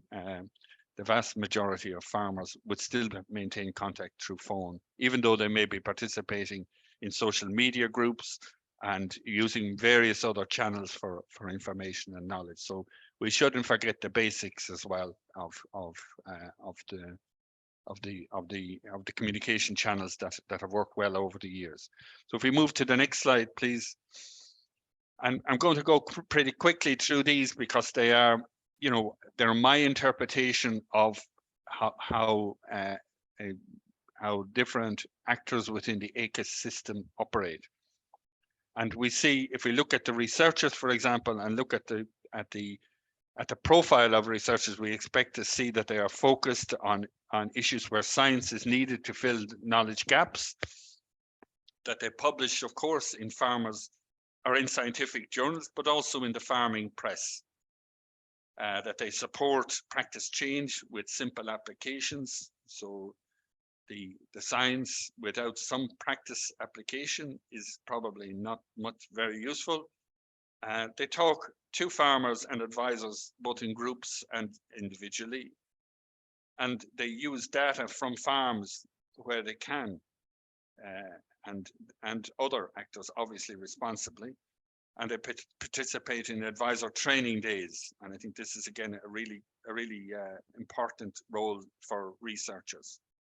And when we look at the next slide, their contribution to the AKIS system, how do they see it from their perspective?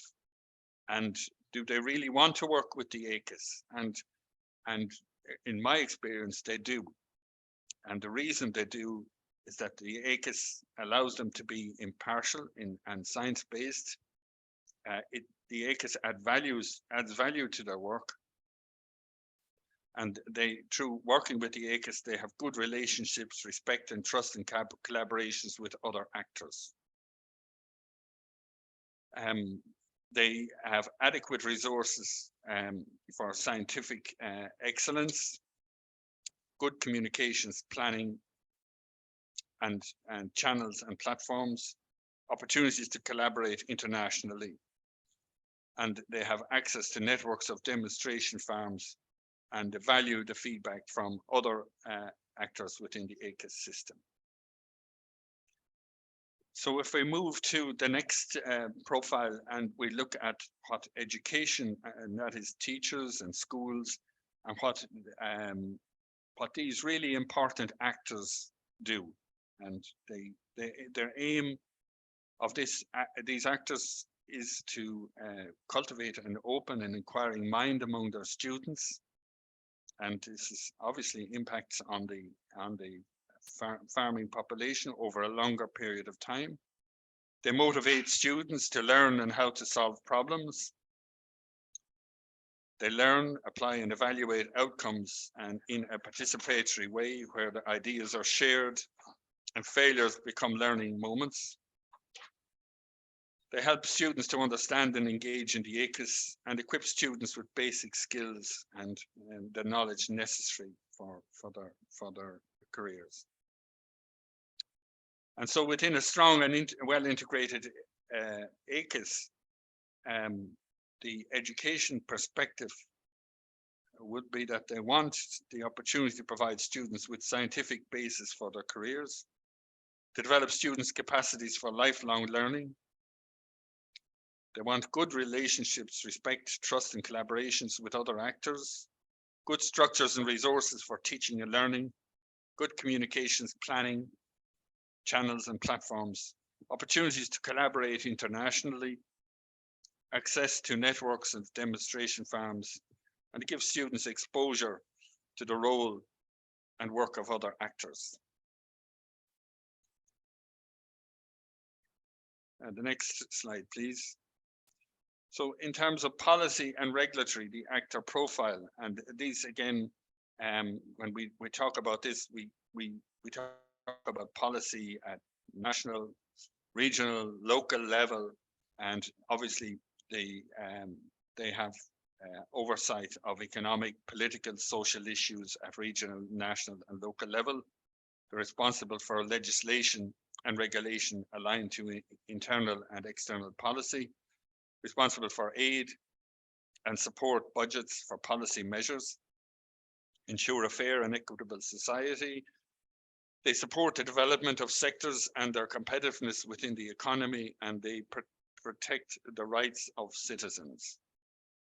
So when we look at within the AKIS then system, from their policy regulatory perspective, they recognize the importance of stakeholder involvement in policy development and implementation. They lead the development and implementation of sectoral strategic plans. They trust the AKIS actors to work together towards solutions. They are prepared to intervene and support actors with targeted measures. They maintain oversight of economic, legal, social, and ethical issues. They're consistent in their regulations, requirements, and policies. And I suppose if we look at it, how if a problem arises in an agricultural context, what is the approach of managing authorities? What is the approach of policymakers? And I've seen a huge change in this in recent years, where, you know, a problem, it may be a disease outbreak, climate targets, climate change targets, lots of issues, and almost the automatic response now is for our government officials, our policy makers, to establish multi-actor working groups, to co-design a response, to plan a roadmap or an action program, and then to evaluate this on a regular basis. And we have really good examples of these where they have worked really well. So the officials are charged with asking the key questions: who, what, when, and what action, and as part of the review process. So if we look then at the business side of the AKIS system, so we have two parts of that. We have the processors and retailers, and what do they do? So they provide good quality and timely data to producers as individuals and as groups. They have clear criteria for quality and supply requirements. They are competitive in business.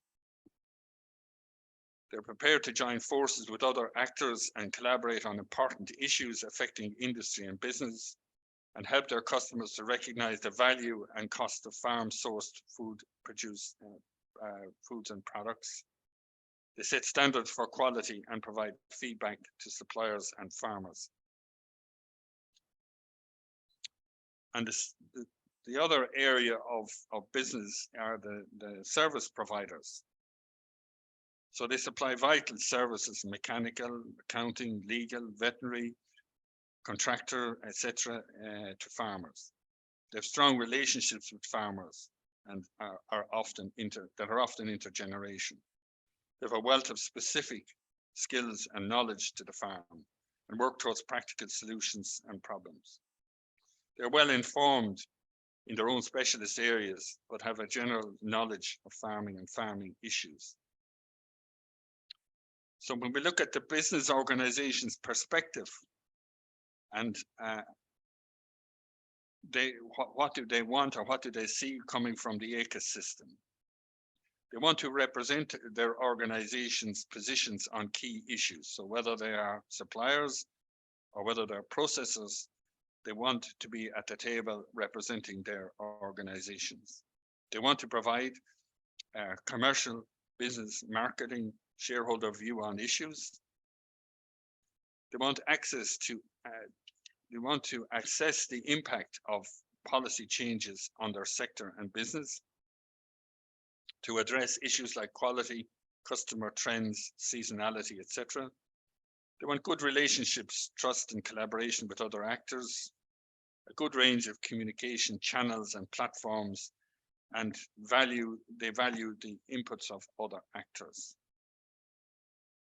And I'm very happy to move to the next slide, where we talk about the agricultural media, because I think they are a hugely important source of information for farmers, and very important to have strong agricultural media at regional and local levels that is accepted and that has a high contact rate with farmers. It's a huge asset to the AKIS system.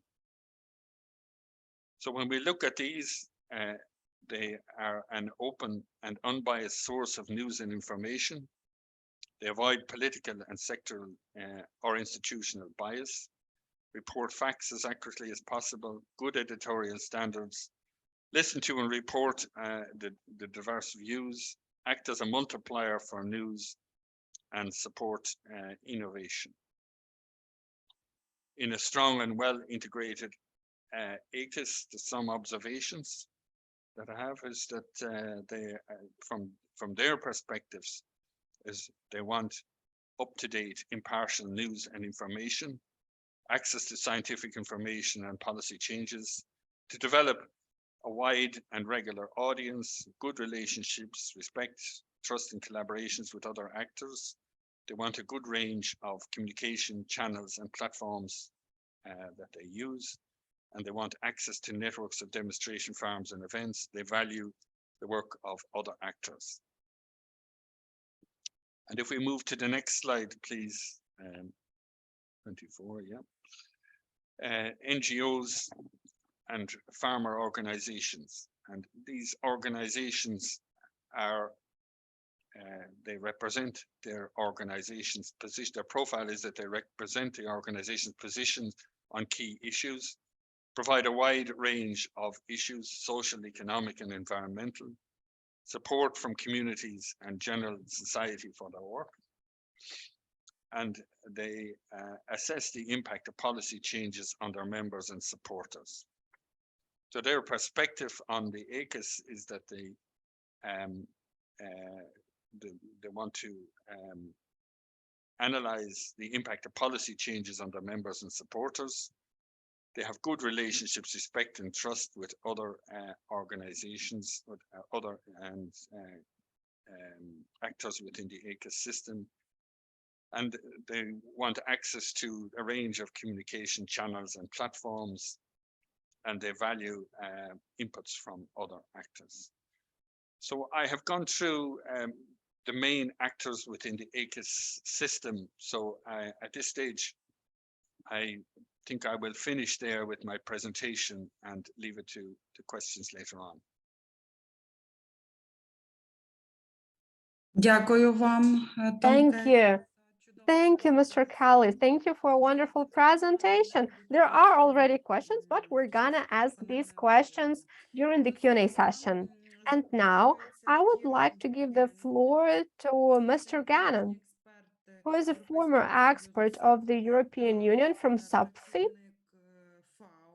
and also worked for FAO in Ukraine. Sorry, Aside from that, he is also... Sorry, can I just interrupt? Ivan, who's the chairman of the Association of Municipalities, has had no power and very poor internet, and he's just come to a location where he could present right now. So we'd like to just delay Kieran for a few minutes and let Ivan, while he's got the chance to present, if that's okay. Добре, у зв'язку з Of course, given the current situation with blackouts, I'd like to give the floor to Ivan Slobodanik, Deputy Head and Executive Director of the Ukrainian Association of Communities.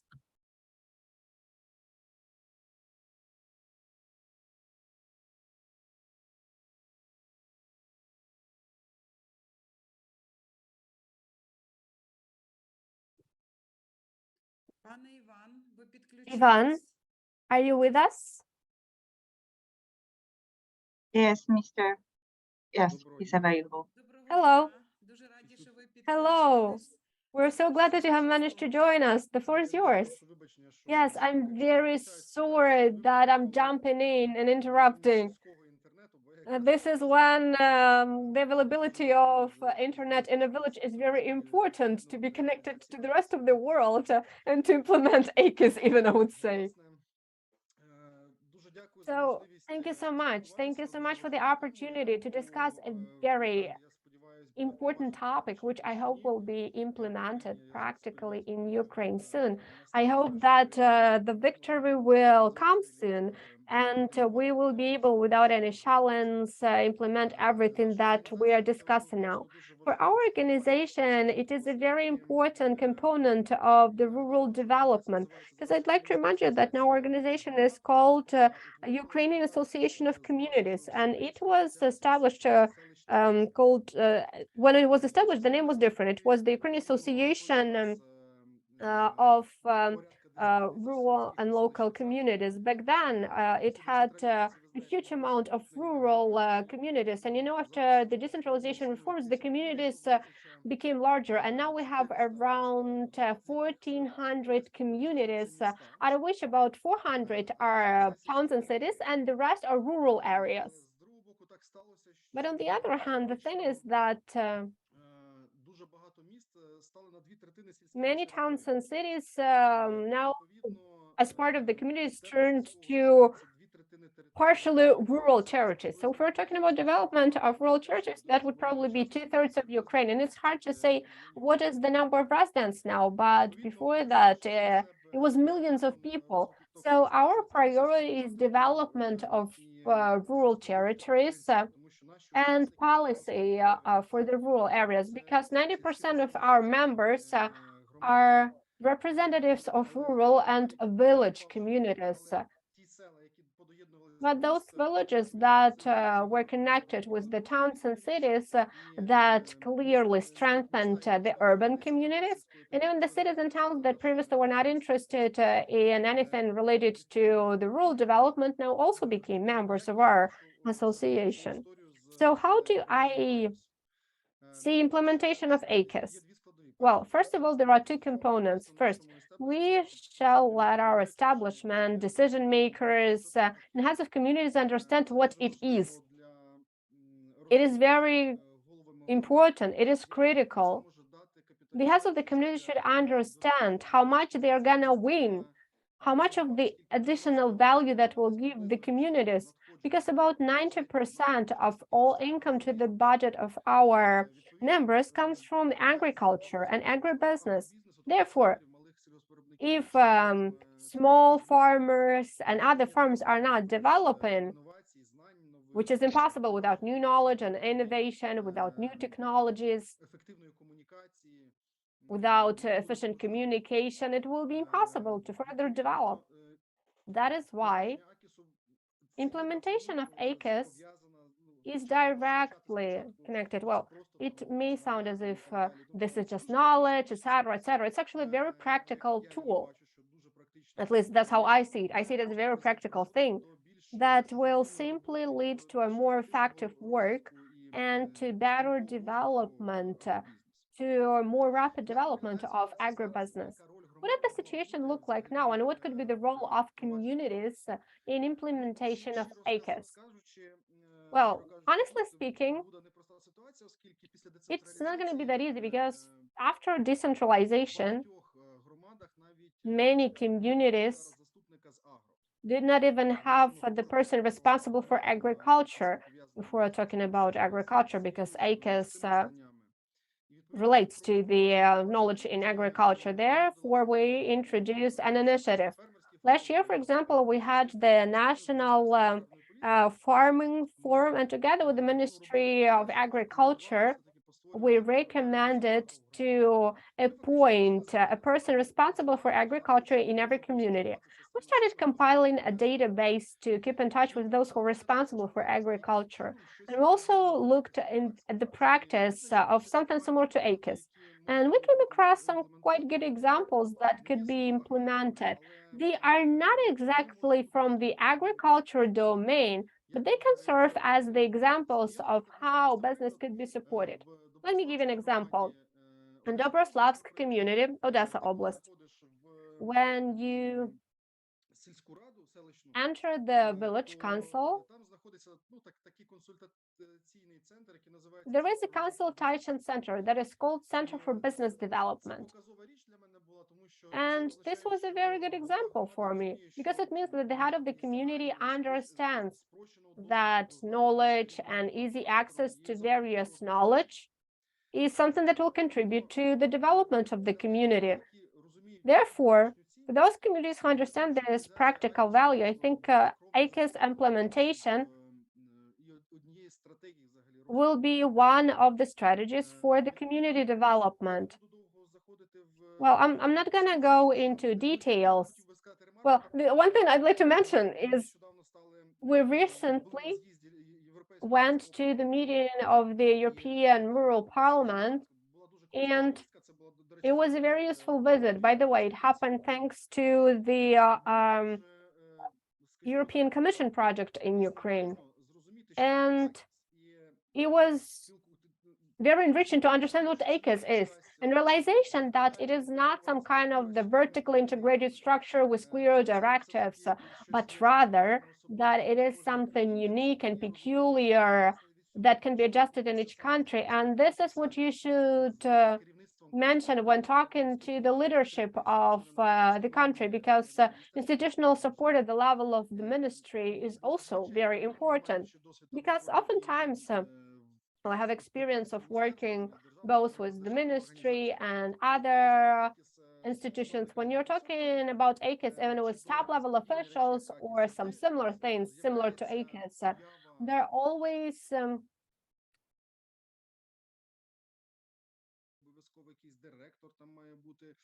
this idea that there should be some people responsible, people at the regional level responsible for that. So they see it as something vertically integrated with a very clear-cut structure. That is why I think we all have to take action to together convey to our colleagues information about it not being some kind of a rigid vertically integrated structure, but rather it being networking, which allows you to use all possible opportunities, possibilities, skills, both practical and research, that will create added value. We decided to do it our way, so to say. Well, even before learning about AKIS, we understood that access to knowledge is something that is critical for our partners. In this case, I'm talking about Ukrainian Congress of Farmers, because we have been closely cooperating with them, because this is also the organization that I, so to say, represent. And we introduced certain type of internal consulting.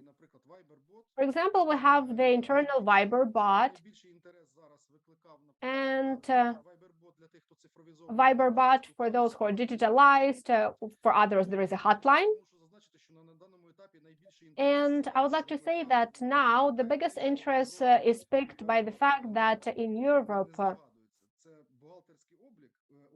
people probably don't even know accounting and taxation is something that people are interested in the most, because in Europe, and I think that is also something that we should introduce, it is a thing so simple that farmers don't even have to think twice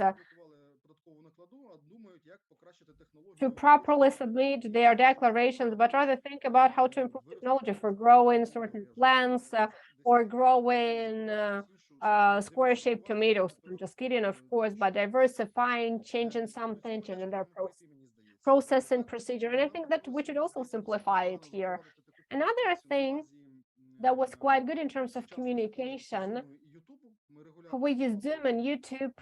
We permanently organize meetings dedicated to certain topics. Also, we are preparing digests for our members, the digests about what is happening in the legal domain, so that they are always updated on everything that's happening. And our plan is to expand this internal consulting and also talk more about new equipment, new machinery, new production technologies. So we would like to also learn from the experience of our foreign partners to find out how it works in similar organizations in other countries, and we'll be happy to share our knowledge and our experience. So thank you so much for such an important and interesting meeting. I think that these are only first steps, but they will be crucial from Pluto. By the way, I wanted to thank this project specifically because after the visit, we have established very good contact with ERCA. And in September, we made a decision to become members of this organization. And last month in October, we were accepted. So this is how we became members of the European Rural Parliament and found really cool partners at ERCA. So thank you so much. this basically happened thanks to this study visit, because this is where we met, and we realized that we have a lot in common in terms of rural development. So thank you so much. So let us continue developing Ukrainian village together. Thank you. Thank you. Thank you for such a wonderful and interesting presentation. Thank you for joining us, even despite all of the challenges. And now I would like to give the floor to Kiran Gannon, who is former expert for EU subfit, who actively has been developing AKIS models for Ukraine. He also has experience of working with FAO. Now he's an international expert of the European project, institutional and political reform of the small-scale agriculture in Ukraine. Over to you. Thank you. Thank you very much, Katja. And first of all, may I say thank you so much to the organizers of today for inviting me to make this presentation. I was due to give this presentation in February this year in Lviv and Zakarpattia, but events prevented me from coming over. So I'm really pleased to be involved. If I could have my slides up on the screen, please.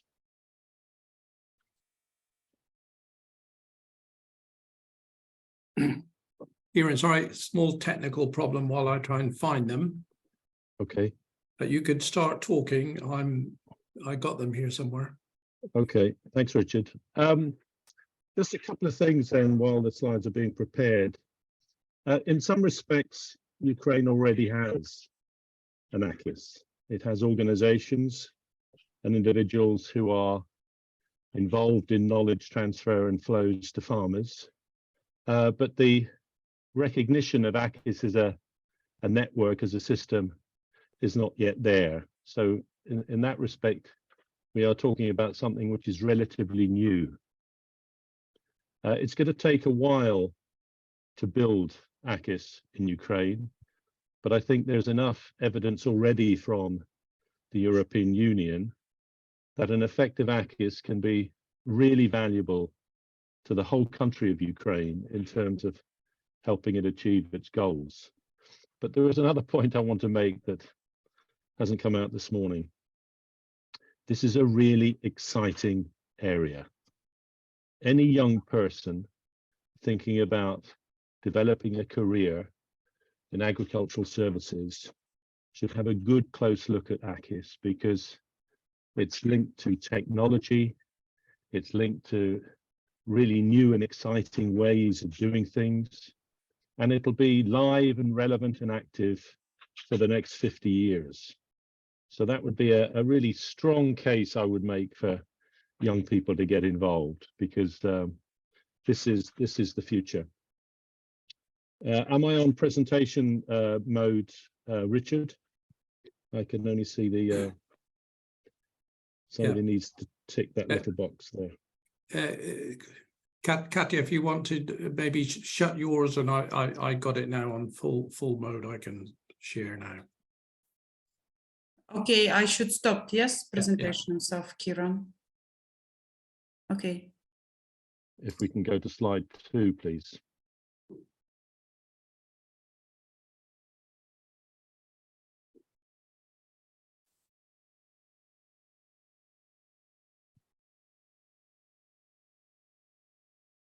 Thank you. So what I want to talk about in the next 19 minutes is what we did up to February this year, what we were planning, and just a few thoughts about where we should focus now. Throughout this presentation, you'll see a number of hypertext links. I think those are already readily available to all of you to do some further research yourself. Suffice to say that there is an awful lot of information about AKIS, because it's been a hot topic for at least 10 years. But first, a little bit of context, if we can go to the next slide. This presentation specifically makes reference to small family farms in Ukraine. Well, you know, what's the big deal there? Why are they so important? And this is a report, the title page I'm showing on the slide, which was produced by the former project looking at the role of small farmers and households in agriculture in Ukraine. And they came up with some really interesting figures. And they came up with the fact that 50% of total agricultural output comes from small scale farms, 50%, which is an extraordinary figure. Household farms dominate the production of animal products and vegetables, 78% of raw milk, 74% of beef and veal, 99% of potatoes, and 89% of vegetables.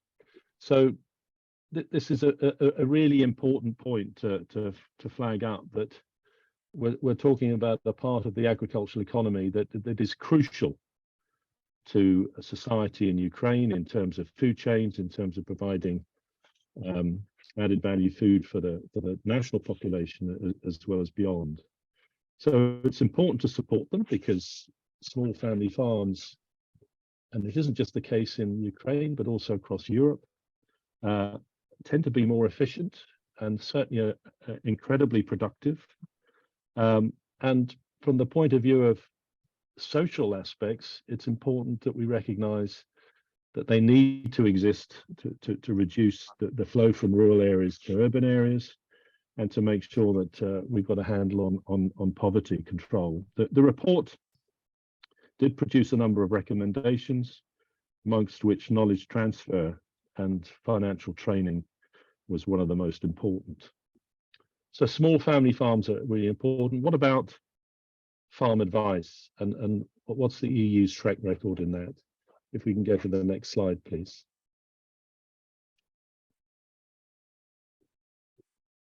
Well, the EU have been focused on farm advice for at least 20 years. I think Ben made reference already to the farm advisory system as a mandatory requirement amongst member states to help farmers comply with regulation. At its most simple level, the farm advisory system can be a web page indicating some of the regulatory requirements. It can be developed further, of course, linking to localities and to regions, and highlighting events that will be taking place. But at its most basic level, it can be a web portal. That has been a requirement since 2003. Inga made reference to EIP, European Innovation Partnerships. And I think that was the first time that in policy levels, certainly, that the word innovation was used at an EU level. That was in 2012. And innovation is a word like sustainability. You know, what on earth does innovation mean? Why is it important? Well, I think of innovation as being something which is new, which improves the situation. It could be something very small, and we've already heard examples this morning about how farmers are very, very good at adapting what they see so that they can benefit directly from that, be it machinery or other ways.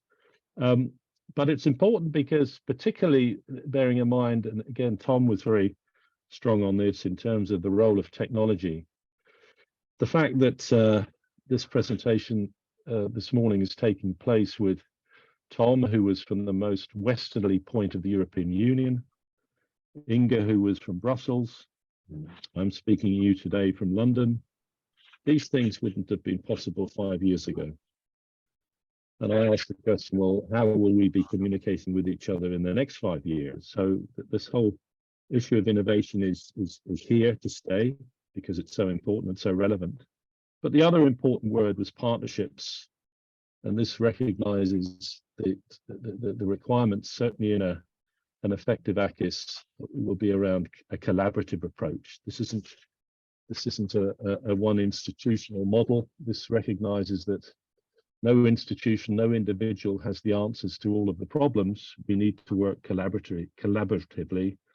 And the European Innovation Partnerships, set up in 2012, were very much about strengthening research and innovation and fostering partnerships. I've put a third example there, which I think is relevant, and this relates to what they term the second pillar of the Common Agricultural Policy, the rural development policy, and these are supported by directives, and they come in sort of 7-year chunks, these programs. But this Rural Development Directive in 2013 listed 6 priorities, the first one of which was about fostering knowledge transfer and innovation in agriculture. So you can see over the last 20 years, a recognition that to deliver policy goals, we needed to focus on advice effectively. We needed to understand the nature of innovation and working together. And we also needed to recognize that this isn't just about agriculture, it's about wider rural development aspects. So growing recognition of the need to understand more how knowledge flows work and how innovation can be shared and enabled at farm level. Next slide, please. It's interesting, this is the 3rd time this morning you've seen this slide. And I think it reinforces the premise of AKIS that it's a farmer-centric approach. The farmer's in the middle, and around the farmer are a network of players who offer different levels of expertise, different bags of experience, and different capabilities and capacities. And I think Inga described this very well as trying to recognize that each of these organizations, naturally enough, might develop what we call a silo mentality, and it's important that we sort of break those by fostering collaborative activity and partnership approaches. And a good strategy will be very much about bringing these actors together to speed up this exchange of knowledge, innovation flows. I think it's fair to say that AKIS developed pace maybe 15 years ago in academia. And as soon as you put the word system on something, it develops a different sort of expertise, people who want to understand how things work. But I think Ben was very clear this morning, this is about a network. The network of players, including farmers, who are able to create an environment that enables innovation to take place. I like that description because we all have our own networks. Our family is a network, our friends are a network, and it's quite useful to think about how we ensure that those networks keep going and are supported. And in a similar way, that's a central sort of challenge for AKIS. Next slide, please. So you've seen a bit of theory there, but how do you start with identifying what you have? And this graphic reflects in a very simple way that with farmers in the middle, who do we have supplying services and supporting farmers? Well, one way is to group them into different, if you like, entities, public authorities. In this graphic, they're the ones in blue. Research and educational organizations, they're the ones in green. Private sector, who are driven by profit, they're the ones in brown. And what we might call the 3rd sector, these would include farmer organizations, charities, and not-for-profit organizations, including NGOs. So this map reflects where we started when we started looking at AKIS in Ukraine. We started to try and identify who these groupings included, and we also started to look at the linkages between them.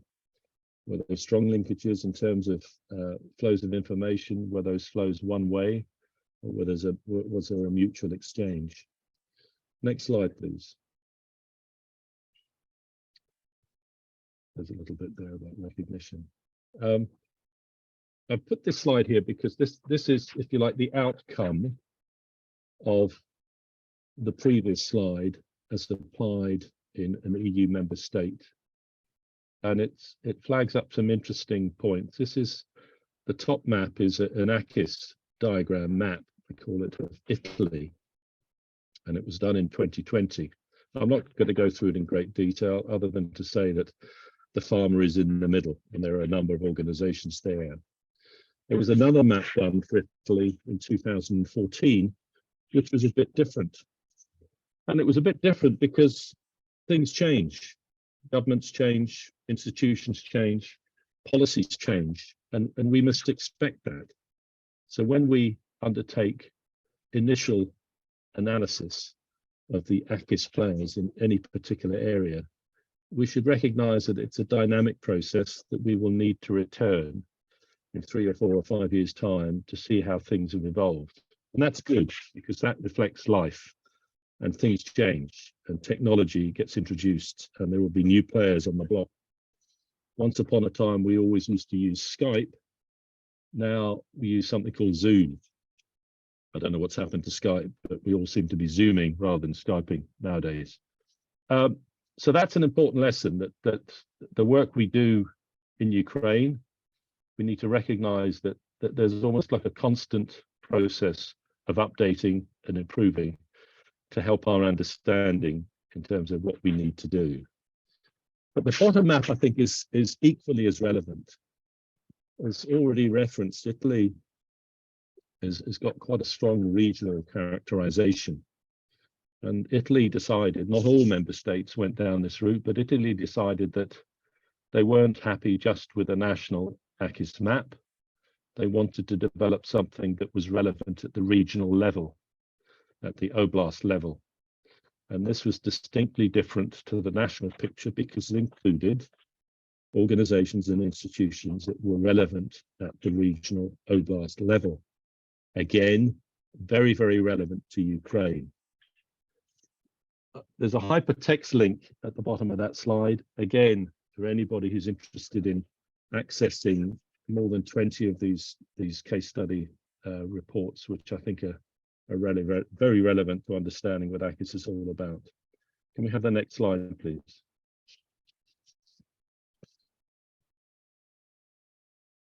And I would say, with regards to national and regional, you'll find that as we develop a greater understanding of AKIS in Ukraine, we will ask more questions.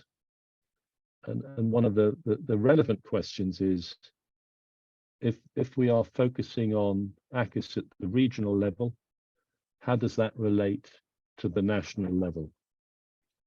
If we put a lot of focus on AKIS at the national level, how does that relate to the regional oblast level?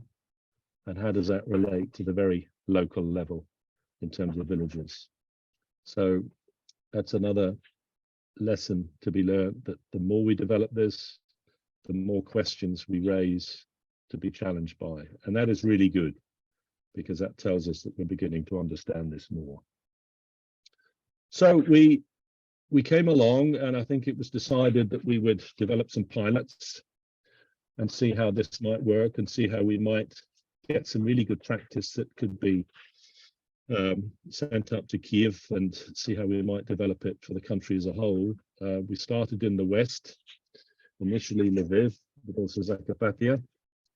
And that little model on the left-hand side is the same as the previous slide, but slightly more concentrated, showing the farmer in the middle, research, education, and advice, those providing services to the farmers, and also the intermediaries to the final consumer. The idea was to develop a number of engagements at the oblast level, and we were starting to do that before we were rudely interrupted. But we also started to ask questions about who else might be involved, and what are their linkages with the rest of the network. Next slide, please.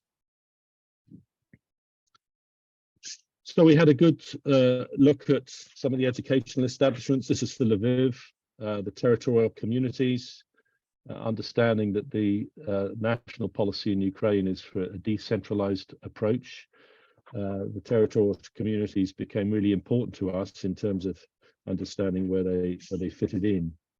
But again, as I've said, we started to map out who these players were, who else might be out there delivering some of these services, who have we missed, and what roles might they have. And one of the reasons we were asking these questions is the more you ask and the more knowledge you obtain, the clearer the opportunities will be for collaboration and partnership. And that's really important. It's a simple premise. If you bring people together, you will learn and understand how they might work together better. And that's very much part of the approach to AKIS. Next slide, please. So we were put off a little bit by COVID. It didn't stop us altogether, but we had to sort of adapt our plans. But we were able to produce some guidance, and that's readily available somewhere on the archive. So I'm sure the project will be able to point anybody in the direction of that guidance. We also spoke to local businesses to get their perspective. There's a focus there on berry production because that was one area that we were quite keen on helping to support, but also some wider rural development examples where children were being engaged. And I think we even touched on rural tourism as well. So we spoke to local businesses to get their perspective. Next slide, please. And we undertook a number of workshops amongst farmers, advisors, and territorial communities to address their priorities. The slides on the right-hand side there, they're not translated for you, but they are what we call word clouds, which captured the priorities, the focus from those particular groups. So not surprisingly, the farmers were very much focused on market conditions and information. The advisors were interested in more strategic areas of work, and the territorial communities were more concerned with sort of infrastructure. Now we were planning on testing this more through the development of pilot projects and with the support of grant money to see how knowledge and information and could be transferred with a tangible output with the help of some grant money. But as I said before, we were rudely interrupted. Can I have next slide, please? But we did get to the position of really honing down, and these are some important areas, and it was quite interesting that some of the questions already raised in this meeting today touched on some of these. The work that the European Union has done to date flags up coordination as being a really crucial area. A strong AKIS will have effective coordination. So one of the questions we asked, at the oblast level, who might be responsible for that coordination? We were working quite closely with the oblast administration, so that was an interesting place to start with. How might the oblast administration help coordinate? And in a very simple way, I think there are some things that can be done or could be done. One of them might be that we have a sort of an AKIS conference at the beginning of the year to introduce or to confirm national policies, to reflect on oblast priorities, and to see how by bringing the players together, we can identify opportunities for collaboration and partnership working. That sort of model is quite common in other countries. I don't see why it couldn't work at oblast level. I would put that together with maybe something a bit more practical, focused on innovation, maybe 6 months later when the weather is a bit nicer and we could go out into the fields perhaps, Inga spoke this morning about operational groups being the focus for innovation in the EU. We're not in a position yet to develop that concept in Ukraine, but that doesn't mean to say that we can't look at innovation and practice through an innovation fair, marketplace event based on farms in the summer, in partnership with the private sector, maybe around machinery, maybe around processing, maybe around marketing, whatever. The opportunities are there. The next question we looked at was the role of the territorial communities. I understand that these are relatively new institutions, but how might we use the territorial communities in terms of engaging with communities and the targeting of interventions? The targeting of interventions is a really important area. It's impossible to do everything for everybody. It's just impossible. We don't have the resources. So we have to try and think about how we target what we do to get the maximum effect. There is an interesting program that the EU has been running for 20, 30 years. It involves at a local level, the public sector and the private sector coming together to form a partnership. That partnership then identifies local priorities and draws up a list of those local priorities, which should be the first place to look at when targeting interventions. The program is called LEADER, and there's an awful lot of information about LEADER. And I often think that we could use some of the good practice around LEADER to help local communities develop their prioritization processes as a way of targeting interventions. The third question we looked at was around the administrative service centers at the local Haramada level to better understand the real essence of these issues at a local level. Somebody in Kiev might think they understand what's going on at the local level. Somebody at the oblast level might understand what's going on at the local level, but actually we need to be engaging with the local level. So how do we do that? And how do we deliver a service that's fit for purpose and delivers an outcome? The fourth question was very much around the Farmer Support Fund. How do we find effective mechanisms to provide information to farmers? And it was interesting this morning that Ben made reference to the farm registry and the distribution of direct payments, which is a fantastic start. These are a fundamental part of farmer support in the EU. So we need to understand how we use the Farmer Support Fund to cascade information and other state programs to target groups. Next page, please. Next slide. Just a few more questions we had. Obviously, education is really important.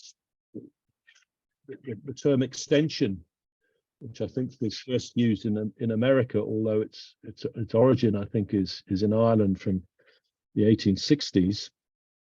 But the capacity of education establishments to embark upon what I would call extension activities in areas such as farm surveys, farm demonstration, and how they might help the network of farm advisors to sort of operate.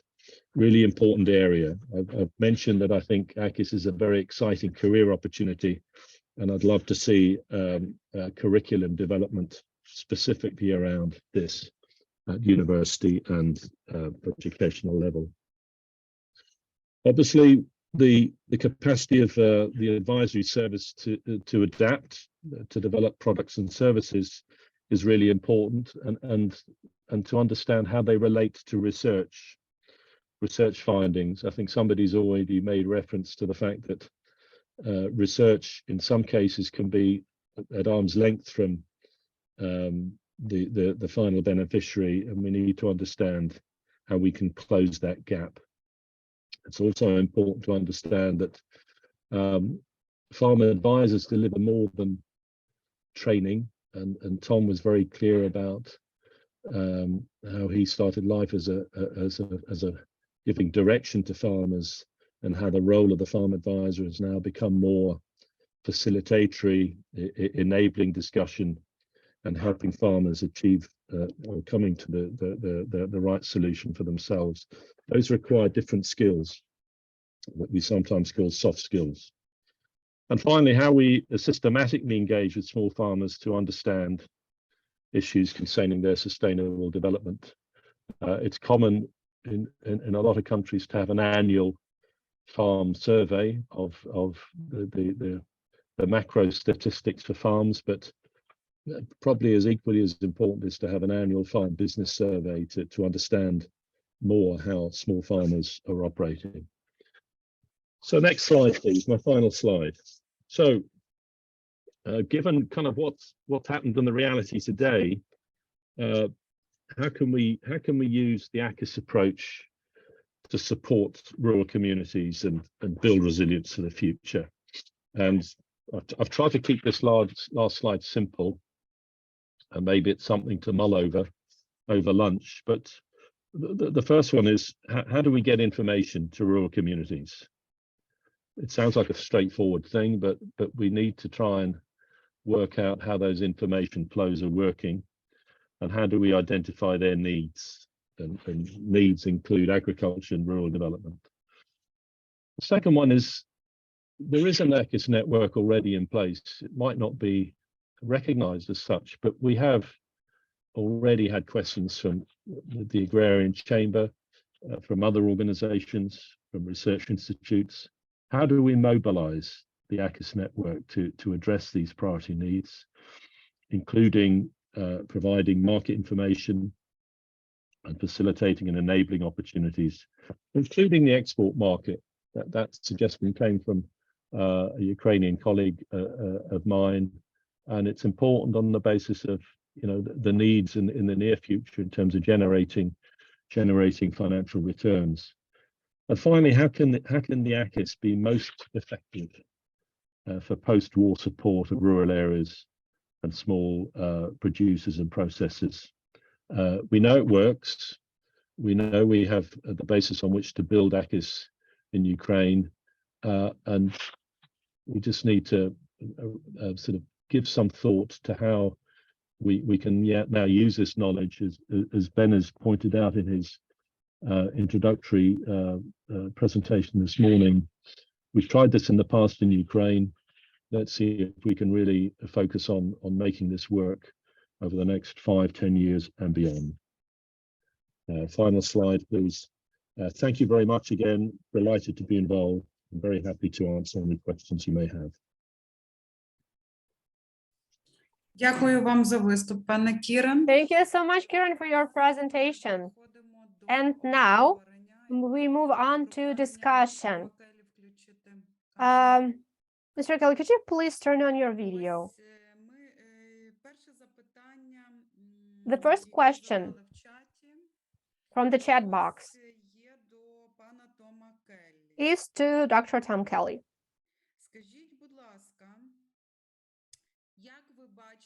How do you see collaboration with educational institutions that deal with agriculture?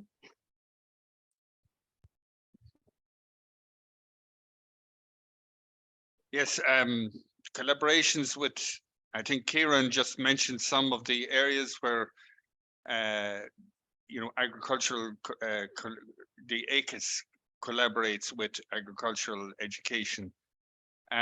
Just a practical example of this at the vocational training level for example, for young farmers, that they are take on various projects which are linked to very specific, I suppose, other actors within the ecosystem. So, for example, they take on projects in Ireland. For example, they may take on projects involving cattle breeding, for example, where they are involved in obviously looking at the research that is ongoing, maybe looking at what the breed societies, what the organizations breeding cattle or breeding crops are doing. And they also are involved in terms of analyzing what those results mean in terms of markets, etc. So bringing in how those products are compared in the marketplace and how they difference. So there's lots of opportunities there. So a strong curriculum should have projects which engage students learning of how to interact with other actors in the AKIS system. Дякую вам за відповідь. Thank you Наступне so much. Next question is to Mr. Gannon. Скажіть, будь ласка, з огляду на ваші попередні досвіди роботи, Given your extensive experience, what is the coefficient of performance of previous AKIS projects in Ukraine? How efficient were they? Дякую. Thank you.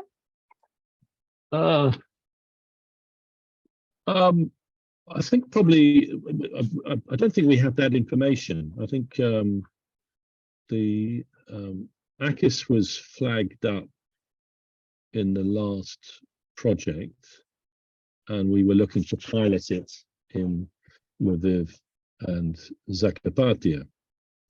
That piloting involved, first of all, an assessment of who the AKIS players were at the oblast level, and we started that. In a previous project, we started to engage and have discussion with some of the key public sector bodies, including the oblast administration. We didn't do an assessment as such in terms of their responsiveness, but all I can say is, from a personal viewpoint, I was really pleased with the level of engagement at the oblast level. The oblast level we were dealing with had produced a 5-year strategy for agricultural development. So in terms of prioritization at the oblast level, that was brilliant. We had something to work with. Some of the sectors that were mentioned included berries, and that made our engagement with the berry sector very relevant. We got good response from growers, and we also got particularly good response from what we might call market intermediaries, the processing organization. So we understood more about how they operated, what they were looking for in terms of quality products. And obviously when we got involved with farmers, and I spent 10 years of my life farming. Farmers will have their own sort of priorities, and they might not necessarily understand all the language around this, but they understood that the opportunities were emerging, that we were trying to broker groups of farmers working together to look at how they might have to adapt their production methods to deliver something of a maybe slightly different quality to meet the process's demands, and how the advisory services could help in terms of broker that. So to answer your question about coefficients of efficiency, we're not there yet. We're not there yet, but on the basis that the EU have got decades worth of relevant information about the operation of an AKIS, and I would point out, Tom has made this point, and I'll make it again very, very clearly, that the AKIS that is developed in Ukraine will be specific to Ukraine. It won't be a model of what's happening anywhere else. It'll be a Ukraine AKIS, reflecting the situation on the ground and reflecting how institutions have developed and evolved. So I suppose my response is, we didn't do any coefficient analysis of the effectiveness or otherwise of the delivery of particular forms of knowledge and advice in relation to other forms. That wasn't the nature of our work. We were looking to pilot and test, and we didn't even get to the point of evaluating that, because first of all COVID and then other unforeseen events came along, but that is something we would certainly look at in terms of having put all this time and effort into it. You know, what are our conclusions about how this works? I hope that's sufficient. Kate, you might want to say a few words, because you've been quite involved in this. Дякую вам, пан Кіран. Ось наступне запитання. Thank you. Next question is to Mr. Rozwadowski. Are there questionnaires or surveys to submit information about ourselves as candidates to collaborate with AKIS? So basically, in other words, how can we collaborate with AKIS as a communicator between AKIS and a farm or a developer of certain legal documents or training organizer? Now I work at the Department of Standardization and Certification of Agri Products, at the body that was responsible for certifying seeds. And I'm wondering, are there some kind of forms to be accredited, because I would like to collaborate with AKIS? Thank you in advance for your reply. Yeah, I think this sort of intermediary role is really important, as by all the presenters I think have said already. So you'll see on the landing page and in the slides that are going to be shared contacts to our AKIS team. So that's Katarina, and we've got three others as well. So please, be in touch with them, and we're interested to do some pilot work, help to develop AKIS where we can. Of course, we can't initially work all over Ukraine, but we'd like to do something in 2 or 3 regions. And of course, we can share what we're doing with everyone that's interested. So please be in touch with us, and we'll do what we can to support. Дякую вам за відповідь. Наступне питання до Тома Келлі. Thanks for your answer. The question to Tom Cowley. Where should we search for some information as to remuneration for advisors? Any ideas? Thank you. Yes, and this is always an issue, and it is oftentimes an issue which is very contentious at local level, because in some parts of Europe, as I said, the advisors are fully privatized, in which case they have to generate all of their income from fees for services. And while in other countries, it is more a mixed funding. So they get some funding from projects, some funding from the government directly, and in the case of some organizations are fully funded from government sources. And I suppose this is where people have to make a case for their work.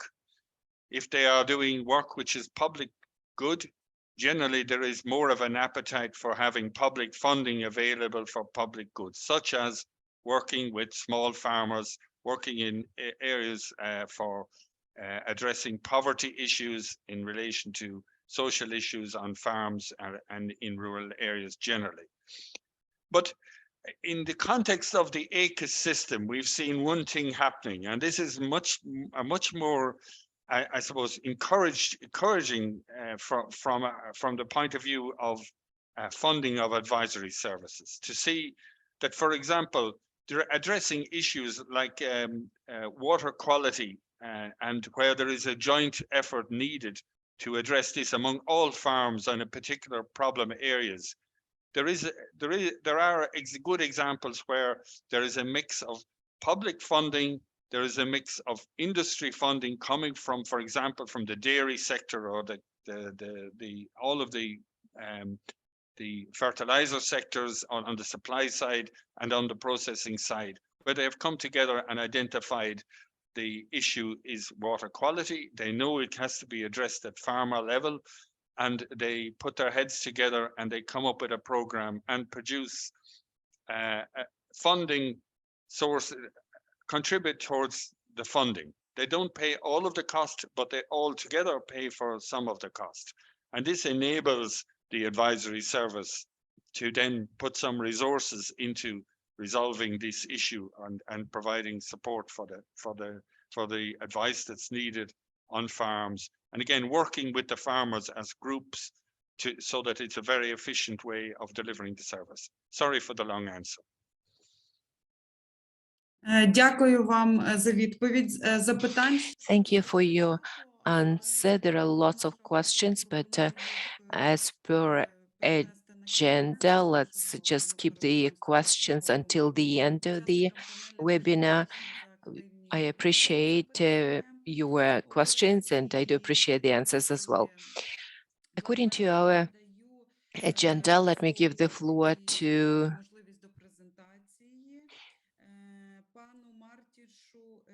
Martiš Zimmermanis. День добрый, друзья. Очень извиняюсь, но я говорил, что... Good morning, dear friends. Apologies. I said I warned that I'm going to speak Russian. Is it okay? The organizers allowed me to do so. My presentation is going to be in Ukrainian, though, and I hope you'll be able to see it and learn more of Latvian experience. I'm happy to see our friends and colleagues. Tom, hello. Latvian experience, that's going to be the focus of my presentation, and I believe that our countries are close in their development. We started in 1990s from basically the same level, and when it comes to consulting services, it was basically the same level of development. Next slide, please.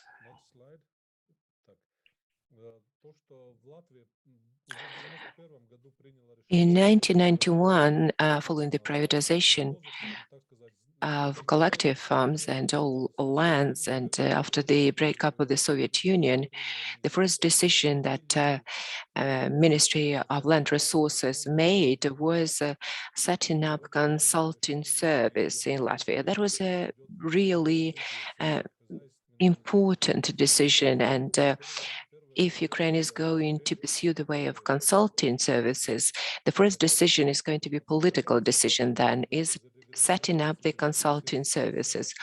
And then the entire system, whether it's regional or any other, will keep developing. So we used public funds initially to provide for the operational services of the consulting service, but we received a significant assistance from the EU when joining the EU.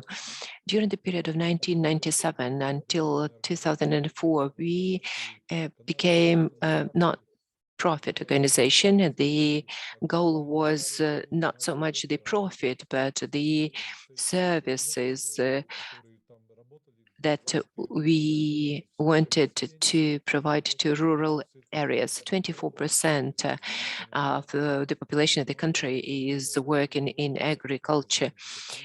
Normally in the EU, that's 3, 4, 5% of people. After the breakup of the collective farmers system, it was a huge number of farmers that had land in ownership, but didn't have any experience what to do with that pieces of land that they privatized. It was a very smart decision that was made in 2004.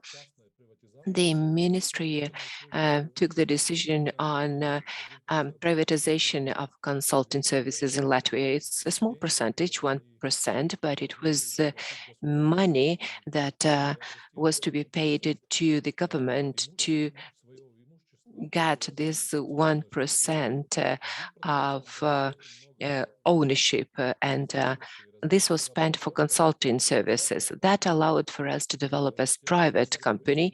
At the same time, as Tom was pointing out, we do receive a lot of financial support from the EU and from the government. Around 40% of our budget is basically the funding from the projects, that's the EU projects and public projects. So we do have this important component. In the first years of our development, when we overhauled the entire system. It was really helpful. If you look at the neighboring countries, Lithuania, for instance, the government has 34% of asset ownership in the consulting service. But the issue there is to find the role for the government in a private company.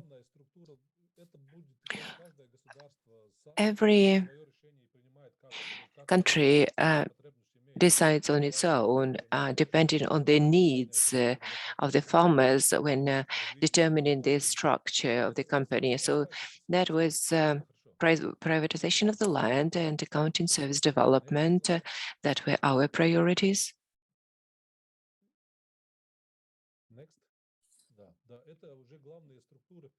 That's the main departments that we decided to have when it comes to consulting services that we want to develop within the system of service. That's financial issues, accounting, because the legislation changed dramatically, taxes, pensions, etc., was part of it. The next important thing is 17% of the farmers had some kind of education in agriculture, and they had to develop the cattle breeding, horticulture. So we have a fishery and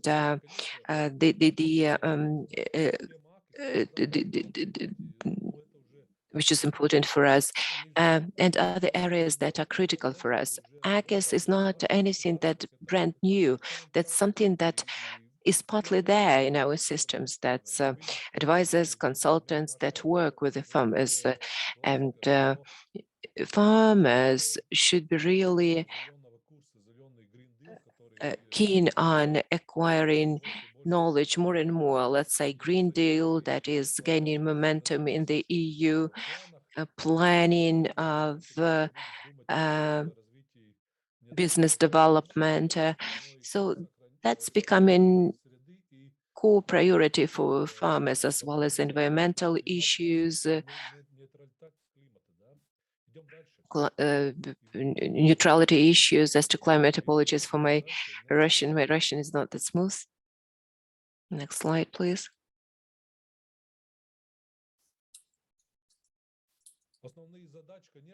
The main tasks, and again, we have been working on that, and we've been actually cooperating with Ukraine since 1990, and I know a lot of people in your association of consultants. The main task is to define your own tasks. What are the areas are a priority for the consulting service development in your country? And that kind of re-echoes the areas that farmers pursue as their main areas of development. In those days, it was economic development of agriculture. We used to have small farms with 2 hectares of land, how to train and focus on development of these farmers. That was our priority. They need to learn how to work and sell and produce. We were keen on developing their professional level, their professionalism and their economic knowledge. We organized a lot of trainings, the demonstrations, pilots, grouped them by interest, provided all types of consulting services that the colleagues spoke about. All that was in the focus of our operation. And how to make money in the village. The 24% of people that were engaged in agriculture had to find jobs. We were to secure jobs in rural areas. And I know that you faced a similar issue in your communities, how to make sure that young people stay in the villages, how to create jobs there. And that could be jobs not only in agriculture, it could be processing, logistics, digitalization, lots of other things that that could create jobs for young people. And in Latvia, we started working with school students, grade 9. That's the age that they start interested in agriculture. They understand that not all of them are going to become farmers, but they could work in related industries. Next slide.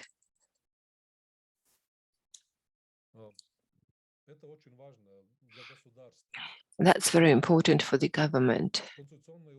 Consulting services are important for the development of rural areas. They should be accessible for all farmers, regardless their age, the size of piece of land you have in ownership. We should make sure that consulting services are provided all over the territory, in all regions. And in Latvia, every farmer can receive consulting services regardless the size of the farm and the level of the development. And it's very important for the country's policy. So the policy of development of agricultural sector is very important, because that would determine the approaches to the development. And naturally, the government provides technical support that's through consulting, through the work with universities, transport, they purchase computers, and this technical assistance on the part of the government is vitally important for our farmers. I think that's the same in Ukraine. Without this technical support at the outset of the development, without a proper office, it would be hard to start making money for the farmers. It is really a small group of farmers that can afford paying for all it, and if they are advanced. We have some farmers that go to study to the US, Ireland, Canada, depending on the information they need for their further development. But that's kind of elite of the farmers. Not all of them are like that. Next slide.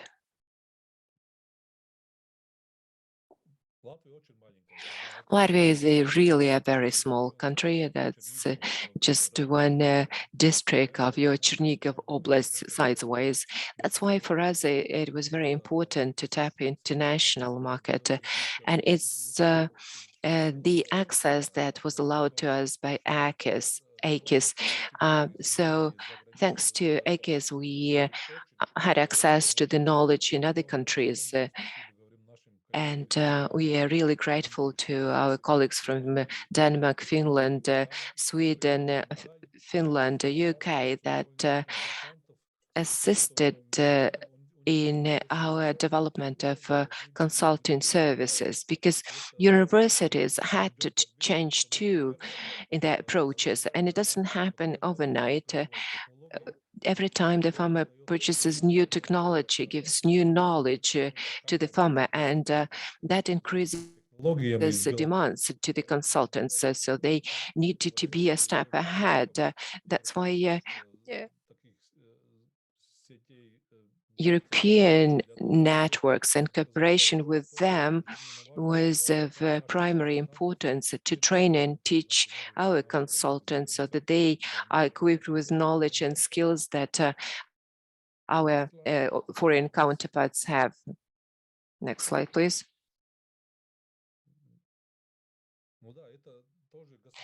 That's a state policy too when it comes to AKIS. So we look at the development of the farm and group the services around the needs and sectors. We have a lot of potentially new farmers that are just about to graduate, or they inherit some land and they want to start something, but they don't have sufficient knowledge to do that. They can't develop big farms. So we need some kind of basics in agriculture to teach them. And then at a later stage, if entrepreneur decides to stay and develop further, stays in the respective group, and the consultants for this group would require special knowledge, because let's say you take a loan for 20-25 years, or you built a new farm and you develop your business. So that's a serious decision, and you face lots of risks here. So this group that makes a decision to let's say build a farm or do something else, so they need really professional advanced consulting services, and that's the advantage of AKIS system here. It does exist now, but I think in the future, these farmers can get advice from others as well, not only from the consultant, but from university researchers, other farmers, etc. Those farmers who are well established, they know what their business is like. They develop their businesses, but they are not really interested in quick development. They are more interested in stability, and that's kind of be the best client for us, because they need standard services, let's say a business plan, some advice on fertilizers, breeds, etc. That's kind of traditional group of clients. But there is another group of clients which is expanding. These are leaders, young entrepreneurs, young investors that technology driven, they like technologies, robotics, etc. That they are very important for us to keep developing the knowledge base of our consultants. There are not many of them, but I value them highly, because they set us the direction for the development of consultants. And then we go to the university and say, you know what, farmers are interested in this set of knowledge. So tell us how we are going to train our consultants. And then it makes the university think and consider how to train the economists for the future, because these farmers, leaders show us the direction to go in the future. That's the future of the development of agriculture, and development is going so fast. And within well, 5 years ago, we didn't talk about robots, but every third farm has them now.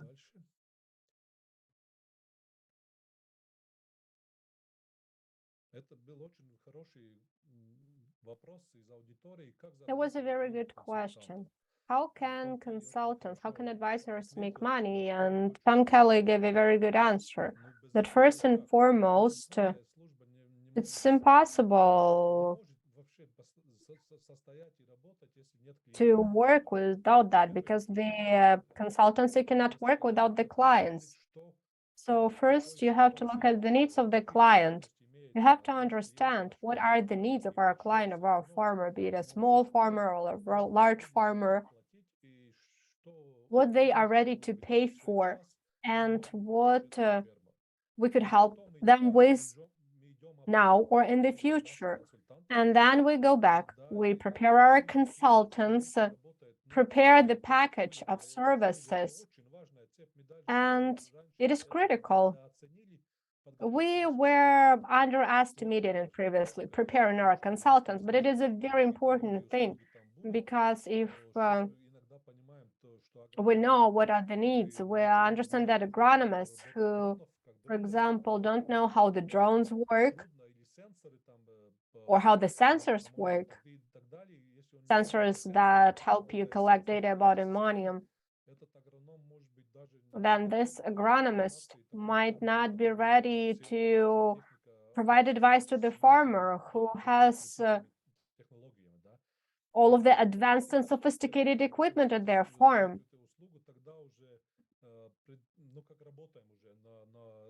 So we have to sell the service, and it is very important there should be basically a holistic approach. If there is only state money allocated for a specific project, or say a project that is funded by the EU or some other institution, when you run out of the money and there was no client, that's it. This project is over. Nothing's going to be left after that. And that did happen in Latvia. We had plenty of projects that kind of also did good, but our production system in agriculture was not ready. For example, to say how much pesticides will be used, we're not ready to work with some technology in the future. So the project was over, and a lot of information just stayed on the paper, and it's a shame. And now we understand that because every project allows us to improve the work of consultancies, but you have to closely cooperate with the farmers. Okay, let us move to the next slide now. Yes, we have to look at the client. And when I visited you,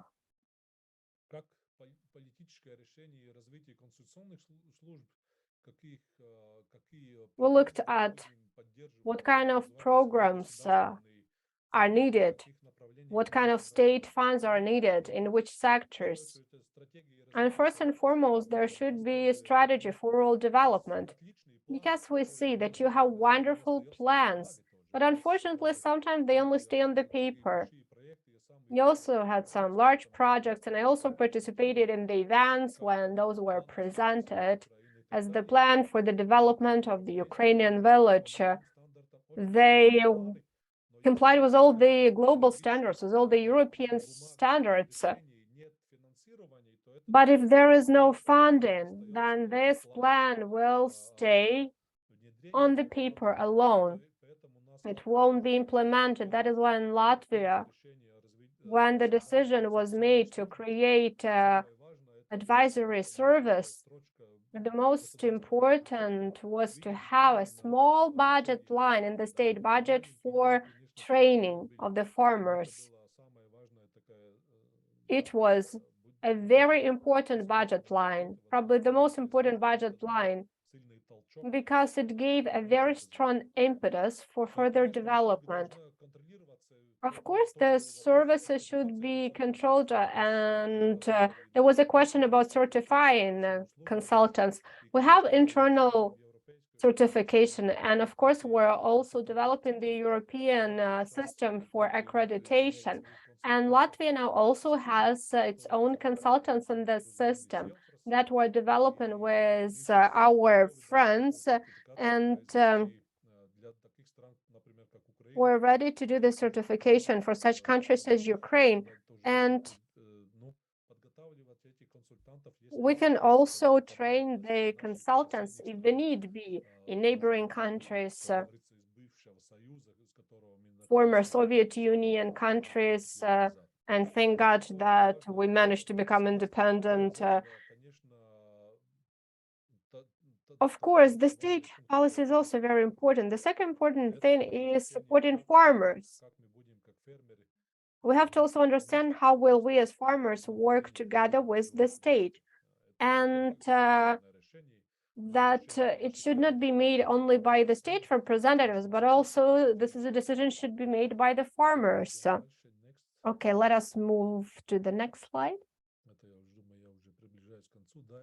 I'm approaching the end of my presentation. Here's AKIS Latvia. But I saw our colleagues who were showing their presentation before. They were very similar because AKIS is the European system. And for example, in Latvia, we won't have a special fund for AKIS because Latvia made a decision. Well, we have the system of the advisory service. We have secretariat of AKIS at the center. You can see there is a small circle, and there it says Latvian Rural Advisory and Training Center. This is basically secretariat for AKIS.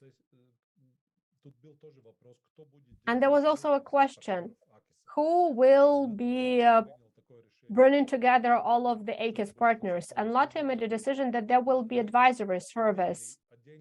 But this is a separate secretariat that will be working and dealing with those matters. There will be a committee that will comprise researchers, farmers, representatives of ministries, consultants, machinery sellers, and that will make decisions about strategic areas and sectors from Latvia that matter the most, so that we can implement innovation and so that we can also do the research. So they basically are overseeing the entire system of AKIS. Ministry of Agriculture is responsible for that. And of course,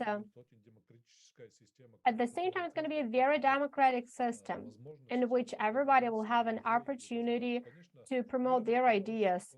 Of course, we're mainly working as consultants with brokers. And we're trying to understand how can we find the farms and what innovations should be promoted. And now we have to find the best pathway, the best avenue, so that everybody is interested in this system, so that everybody is interested in working within this system. Because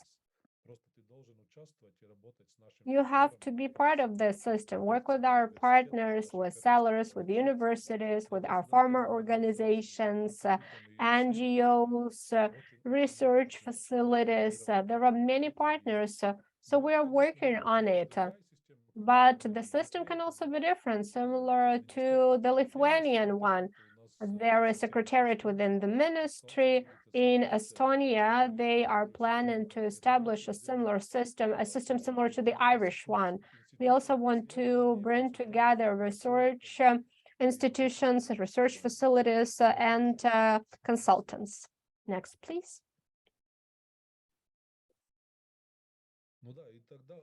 Yes, and I have already touched upon this.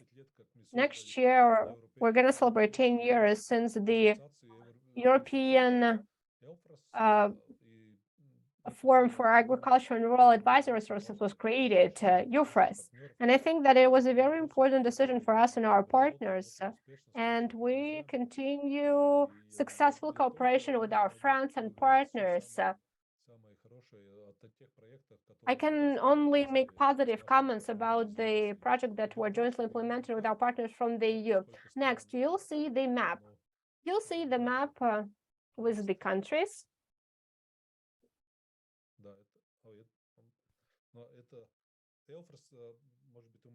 So EUFRAS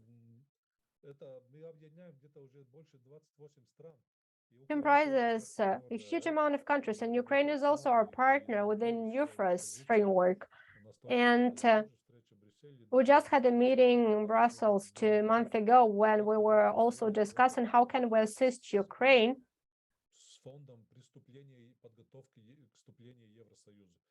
so that it can prepare to join the EU.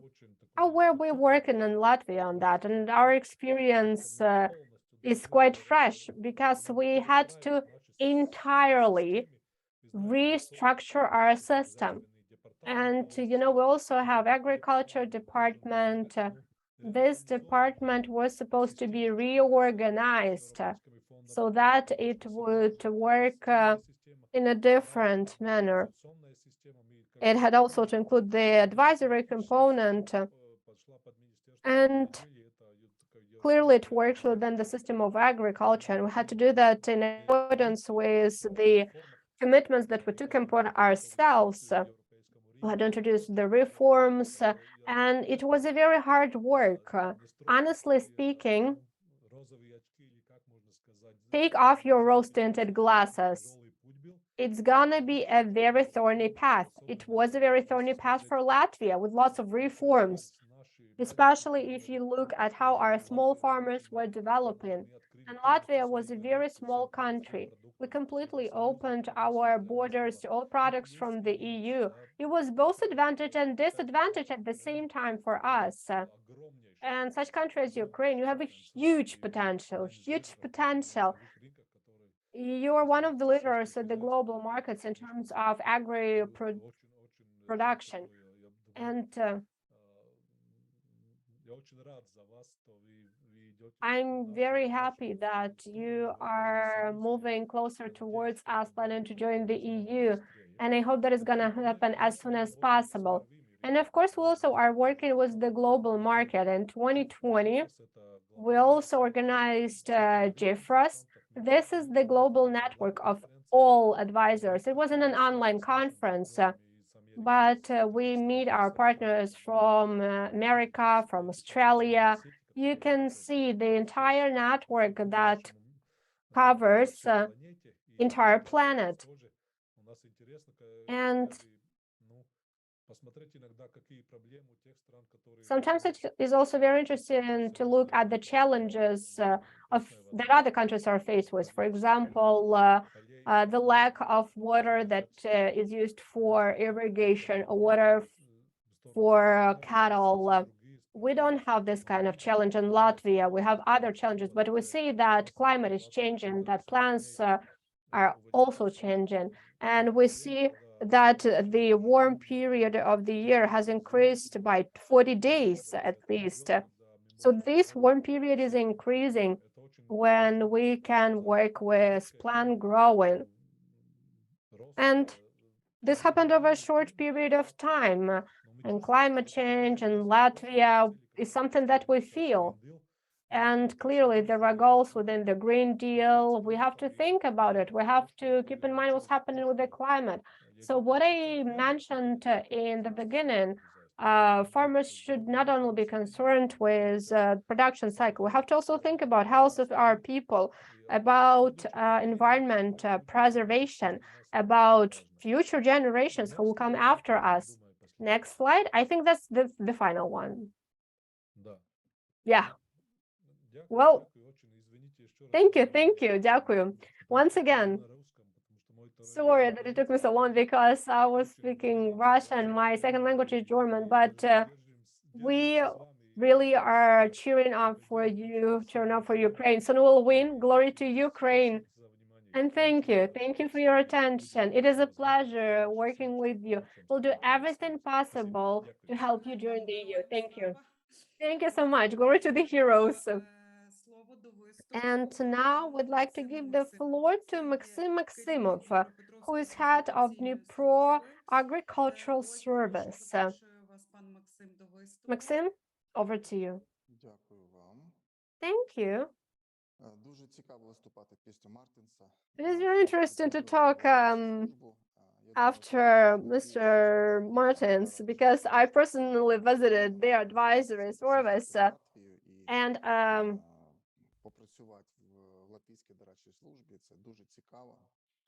it is very interesting how the Latvian one works, because they are like a role model for us, like a guiding star that we should be headed towards, and it helps us understand what can be achieved in the nearest future.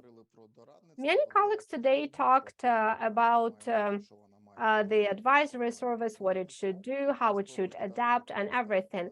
And I'd like to add a little bit about the context in Ukraine, because I represent Dnipro Agricultural Service. I'm the head of it, and also I'm the vice president of advisory services in Ukraine.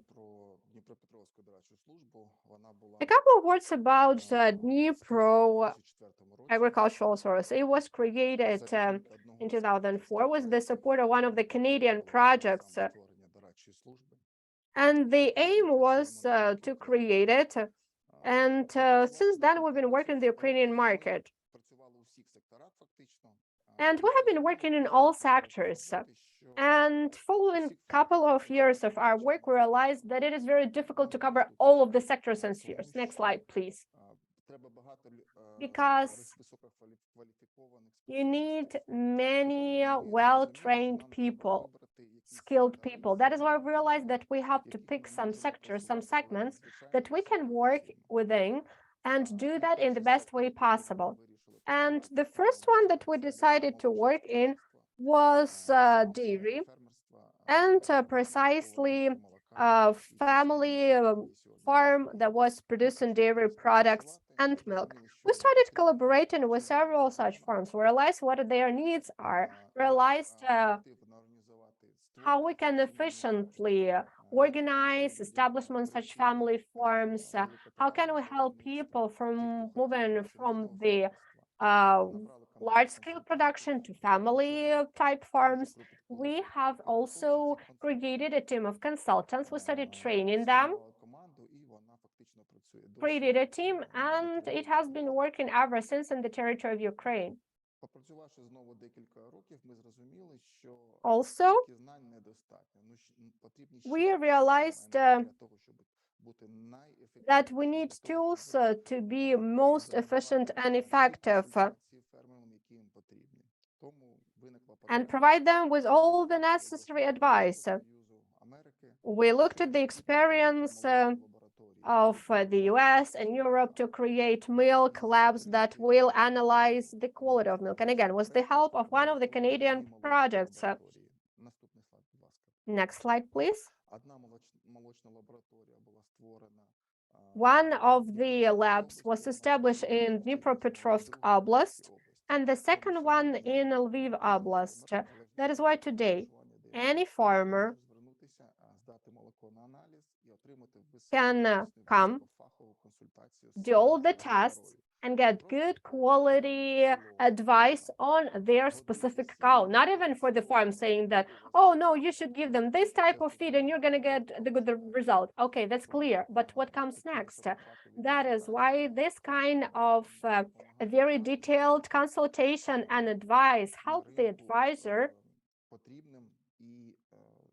to be in demand and help the advisor and consultant to earn money.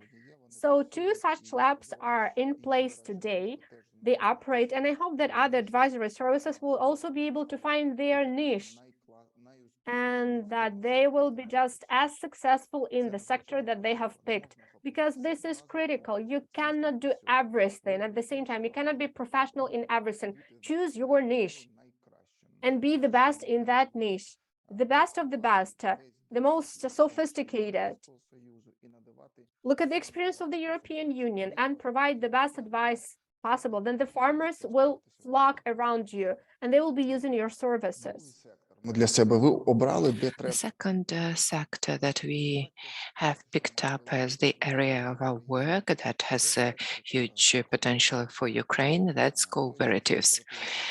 At that time, they were just being set up. There were not so many of them then.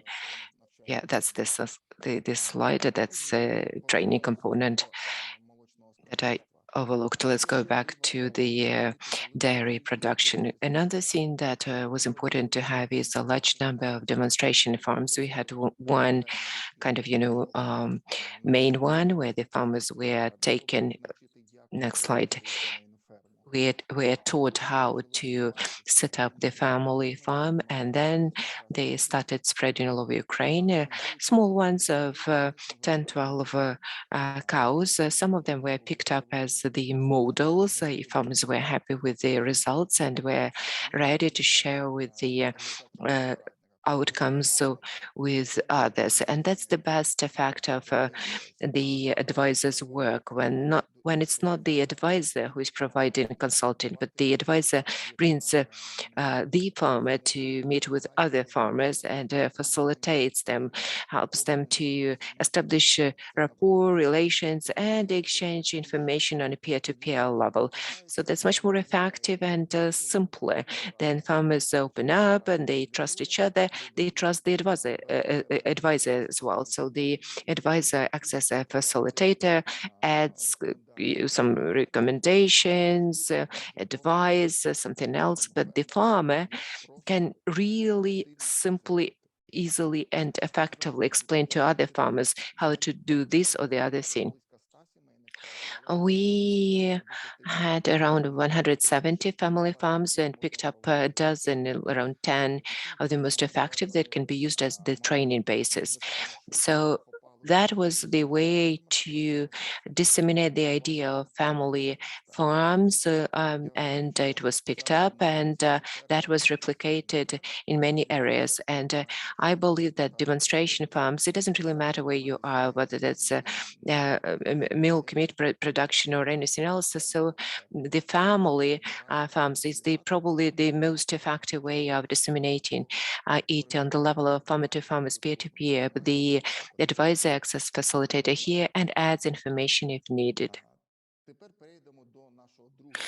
The next area of our work, no less important than family farms, that's cooperatives. A lot of cooperatives were set up in Ukraine for different reasons. The first, it was trendy. Second, the government came back to the issue of cooperatives now and again, and there were different governmental programs to support that. How effective they were, that's another issue. But cooperatives started developing in Ukraine in various sectors, vegetable production, milk, meat, etc. So the key role in the projects that assisted cooperatives in their developing were specific projects that existed then. So we decided to set up a highly qualified team of trainers in this sector. We called them Cooperative Academy, and they specialize in supporting cooperatives only. They work with the board of the cooperatives, establish their work, assist them in their work. They work with the executive directors, assist managers to manage cooperatives and set up business, develop business. They assist accountants in accounting reporting. We train the heads of cooperatives, another important element. And that's overall training for just ordinary members of the cooperatives, because the members of the cooperative should be aware that they join the cooperatives not just to get some benefits, but they also have some responsibilities before that. They are making use of the services, thus they need to be engaged in the work of the cooperatives, not once a year when they would like to, but that should be kind of a regular scene. So cooperative component of our organization is very important. It's in high demand, and we provide assistance and support to different cooperatives in various regions. Country, my presentation got stuck. Slides are not moving. Another important component in the agricultural service, in our consulting services, is also the work with educational institutions. We have been partnering with large number of educational institutions, mainly Dnipropetrovsk Agricultural University. It was very effective. We started with really trivial presentations to the students that were really needed, but then we went to a different level of collaboration when we set up our labs. The agricultural institution used us for the students to have internship. Then they came to us and requested our assistance to organize training for the students or internship for the students at the family farms. And we had several groups of students of the university that did that. And after this type of practical experience, they set up either their own farms or joined related sectors. It was a very good experience. We organized job fairs. We sort of co-organized it, and the students who had their practical experience with us stayed in agribusiness. And Dnipropetrovsk and Kiev agrarian universities also got our assistance in adapting their 2 courses on consulting services for agribusiness. We adapted the course materials and also participated in enrollment process. So the graduates stay in agribusiness with clear understanding of what is cooperation, what is consulting, what is advice, and how to do that. So consulting advisory services can cooperate with educational institutions. It doesn't always work, but you can always find a common ground where consulting service can help educational assistant, educational institution, and educational institution can be of assistance to consulting advisory services, and this cooperation should be developed. That's it on my part, ready to answer your questions. Thank you, Maxim. We have a question. The hand was raised. I'll try to unmute the mic.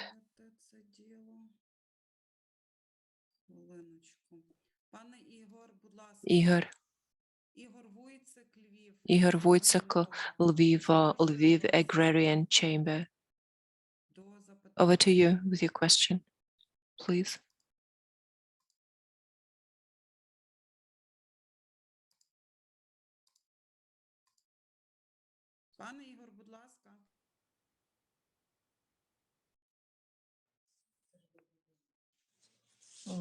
Доброго дня, шановні. Good afternoon. Dear colleagues, can you hear me? Yes, we do. Apologies that I'm not turning my camera on. We have unstable internet connection and we have power outage. So sorry about that. Хочу сказати, що надзвичайно хороший проект. That's a very useful event. We need to clearly know where to go and how to get there, and only then we can reach the destination. We have consulting advisory services in Lviv Oblast. We have them at the national level. They seem to be united, but they are lacking uniform strategy and uniformity in approaches. Governmental funding was there last year, but it is missing this year. Well, we know we are amidst war, but this support is important for us to have so that we stay on the same page with the EU, because that will bring us closer to the EU community when and if we have access to AKIS and to the agriculture extension to their consulting services. We want our advisors to be on the same level of professionalism and competence. They're sort of close, but as we heard from the presenters, we need to make sure that they are certified and it should be uniform system, whether that's AKIS or anything. There should be a uniform strategy. So that's the way I see it. So I wanted not really to raise the question, but just to comment and support what is done by Dnipropetrovsk Agricultural Chamber, and we've been in partnership with them for 20 years or so. They were set up in 2002, and they had remains basically the same person, and that was our presenter today. So that was just the comment on my part, and we'll be happy to participate in the process. Another thing that we would need is uniformity in training and educational processes. That's a kind of internal certification of advisors that got accredited at the Ministry of Agriculture or Economic Development, because there are 2 or 3 universities in Ukraine that are identified as the authorities to certify and accredit them.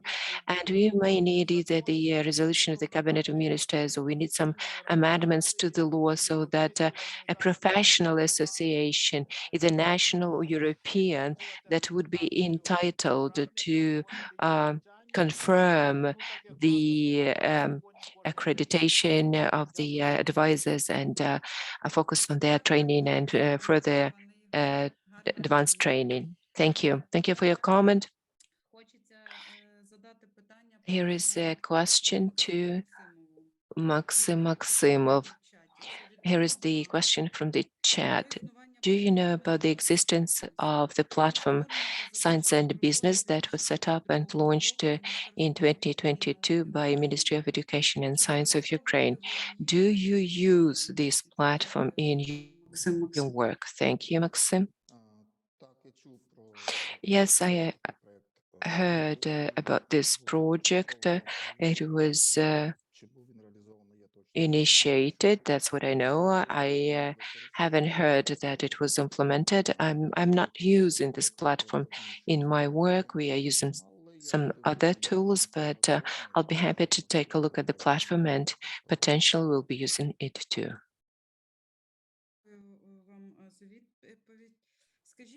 Thank you. The question to Martins Chimermanis. The counseling and consulting services in your country, are they funded from the national budget or from the local budgets? It depends. There is also public budget that is used. There is support to young farmers, training on business plans. So that's funded from the national budget. But then there was a decision made by the government to set up European funds on training and cross-compliance. That's the system to meet environmental requirements. So the 1,500 euro that farmers received to cover that allow for the farmers to get advice on specific sectors that they work in. But that's funded by European funds that are included in the development of rural areas. So that's done on the competitive basis. We also have training programs, study visits, experience exchange visits. So all that is European money. 20% that's public funds, 30% that's large projects that are organized on a competitive basis through tenders. And well, this allows us to organize training for farmers. European funds have a large share, as well as national funds. Thank you for your answer. There is another general question to everybody. From your perspective, dear experts and participants, what is the specificity of counseling services in Ukraine in the time of war? What would you advise on that, and at a later stage? So that's the question that was asked.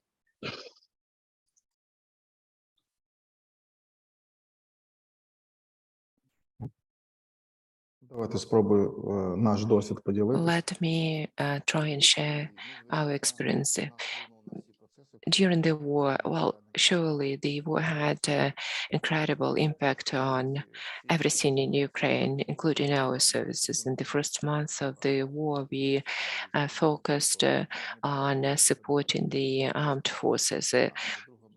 some of our consultants joined the armed forces. There were a lot of our friends and relatives who joined the armed forces of Ukraine. So in the first month, we were not involved in advising. We were supporting the army.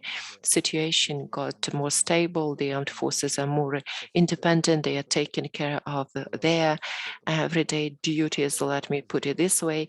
And we consultants and advisors had or started having some time to help farmers. There are a lot of IDPs, so businesses relocate, and we need to provide assistance to businesses, whether that's restarting the business or just getting settled. A lot of people got interested in agriculture because they lost the opportunities to pursue the vacation they had. It's hard to find jobs now, so people turn to agriculture, and the advisors receive lots of questions as to setting up new agribusinesses. So that's specificity of these months. We have a lot of work at the areas close to front with milk production, because while it's hard to cultivate crops there, but animals should be fed, even if they do not produce any milk, but they need to be taken care of. So we had to take care of the farms who still stay there. Lots of question about processing of products locally, because the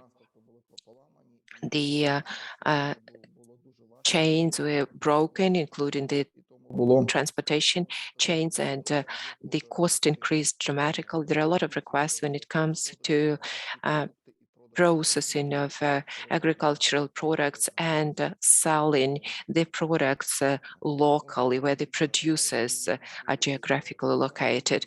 So that's the changes. As to the post-war time, we need just to sit down and plan our work to become better given European experience. We know our path, and we need to figure out specifically what we should do. We need to plan and implement these plans. There are lots of consulting services, other organizations that are ready to share their experience. So we need to pick that experience up and implement it. We need to sit down jointly with the Ministry of Agriculture, focus their attention on council and advisory services to turn it into priority and train advisors in a different manner. Дякую вам за відповідь. Які ще Thank you for the response. Any other thoughts from the experts regarding this question? We'd appreciate them. If I may, Katerina, this is Ihor Wojcik from Lviv Agri-Chamber. Yes, sure, go ahead. Over the course of the war, the situation is the following. We started working with humanitarian assistance for the farms, especially small-scale and micro-scale farms. And we were providing humanitarian assistance with the seeds, different kind of seeds, also with potatoes that could be planted later on. And the farmers were contacting us directly, asking for help in accompanying them, in providing advice and consultation for them. And in our agri-chamber, there are 20 advisors, including those who focus specifically on potatoes and vegetables. We have managed to involve over 70 new clients and provide them with advice and consultation. And I think that this is a good situation. When you want to provide something, you have to provide it in a comprehensive way. And our producers understand that this is a need. So this is a comment that I wanted to mention. Thank you. Thank you. Next question for the participants of this panel is of a general nature, so it's addressed to all of you. Is there a plan to support creating so-called institutional centers and certified trainers of the relevant civil society organizations that are working with rural development, rural tourism, and agritourism. So this is the question. Yeah, maybe I could I just can say comment. Richard, you first, things. please. Yeah, Richard, go ahead. Yeah. Taras Antoniuk, who's with us, and I don't know how good his internet is, but he's been working in our project and with FAO on the development of geographic indications in largely in Lviv and Zakarpattia. So that's just one example of a specific type of intervention, and that includes agritourism and things like wine and tasting routes and tourism linked to food, which is I think a really interesting area. I think there is no standard approach in Ukraine at the moment on how advisors should be trained, but as several people have mentioned, it's important that advisors are trained, and it's important that we have a good standard of those trainers. So I think that is something we all have to work towards. Дякуємо вам. Thank you. I would like to add to what Richard has just mentioned. Following the reform, you know that there are many amalgamated communities that were established in Ukraine. They're working efficiently, and now there are going to be many centers within their community. This is not exactly a systemic work. It depends on every community. They basically are planning it on their own. They're creating some kind of resource centers for the green tourism, etc. But I think that in the nearest future, the state has to pay attention to that, as well as association dealing with amalgamated communities have to also focus on that and systemize this effort so that there is some kind of an overarching goal, some methodological recommendations should be developed, also some standards for preparing the staff. And yes, I think that in the nearest future, after the war is over, we'll have to take some steps at the national level to do that. Thank you. We have one more question from Professor Skripchuk. I'd like to give him the floor. He deals with certifying organic farming. Petro, over to you.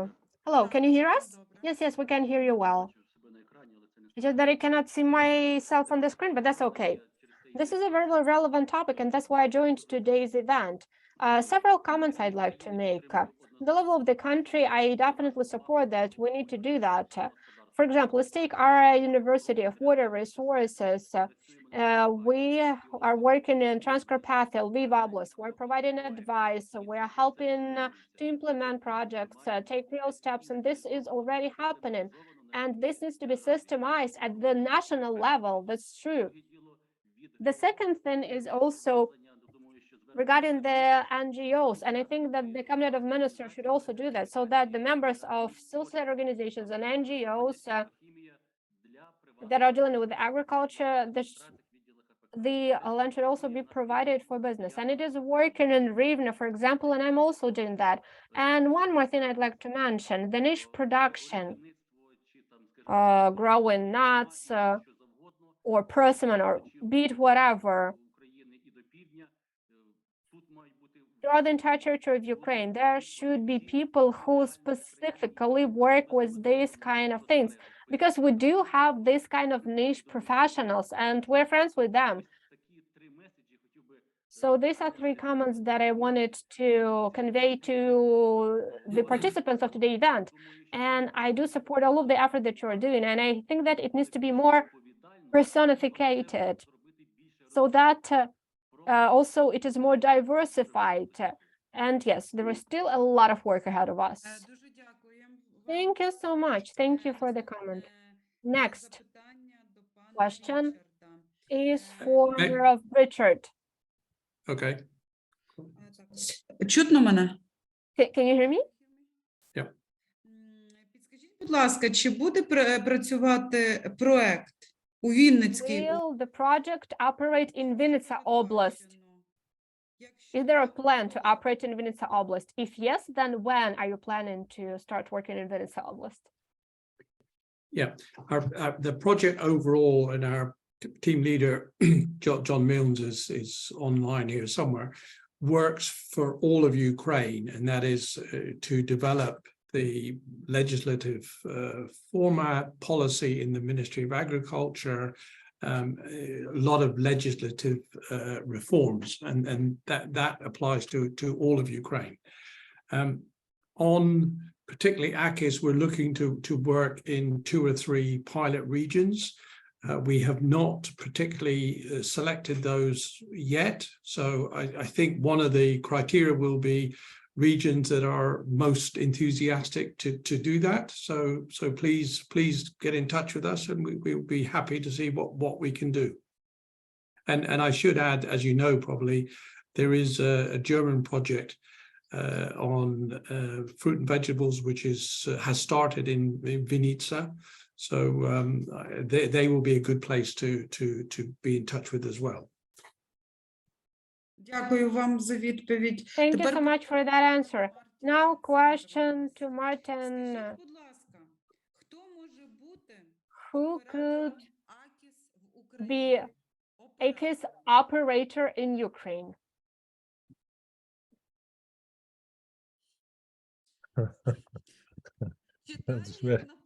I'm reading the way the question was formulated. Okay. Очень хороший вопрос. This is a very good question. Но, Yeah. конечно, But of course, главное, я думаю, в первую очередь это I должна think быть that first and организация, foremost, которому there доверяет, should be an organization that is trusted, that is trusted by other players.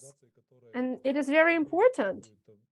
An organization that can work with all the stakeholders, that can bring them together. And it should not be something that will be controlled by ministry. There should be a very close contact with the producers and the farmers. And you have many opportunities, many possibilities for that. But I would say you have to sit down at the table and make a decision. We'll help you. But this should be a joint decision. It is very important for it to be a joint decision. You have to decide that we all will be working like that. If you manage to do that, it won't matter that much who exactly is doing that. But the most important is to reach a common decision about who will be your focal point that will be coordinating all of our work. Thank you. Thank you, Martins. Next question is to Kiran Gannon. The question is the following. What is the best way to organize the work on accessing knowledge databases for agri? That's thank you for the question. What's the best way of accessing databases? Is that the correct question, Kate? Once again, to repeat the question. Yeah. Yes, please. Excuse me, just a minute, please. Give me.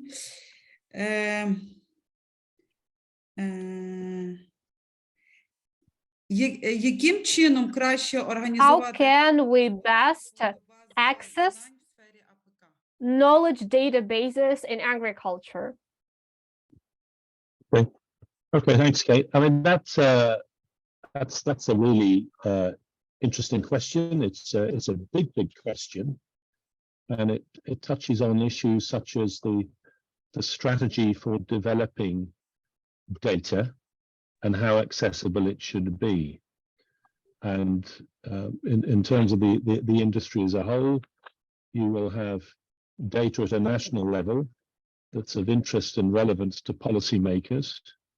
But at the same time, there will be data that will be really useful for farmers at the local level. So both of those are responding to different needs, and I can, I suppose, give you an example of how that plays out. At the EU level, there is a requirement to have data produced annually to look at the way different farm sectors are operating financially, and also to provide data at a national level that can be used for national statistics in terms of cropping and stocking. Some countries also undertake data at the farm level. You might call those a farm business survey of different particular farm types that might be available. And I can give you the example in the UK, where agricultural universities are given a contract by the national government to produce a farm business survey every year covering the farms in that particular university's districts. Some of those universities have gone even further, and there's a great example which I like to use because I think it would be very applicable in Ukraine. In 1966, there was a professor at the University of London called Professor John Nix, who produced a farm management pocketbook. And this was a pocketbook using data derived from these sources that I've already mentioned. And it was called a pocketbook, so it could be put into the pocket of advisors. That pocketbook showed practical, financial, and technical data relating to the growing of crops. It started life as a product from a university department. The booklet is produced every year because it needs to be updated to take account of prices. They are still producing this booklet 50 years after the original booklet.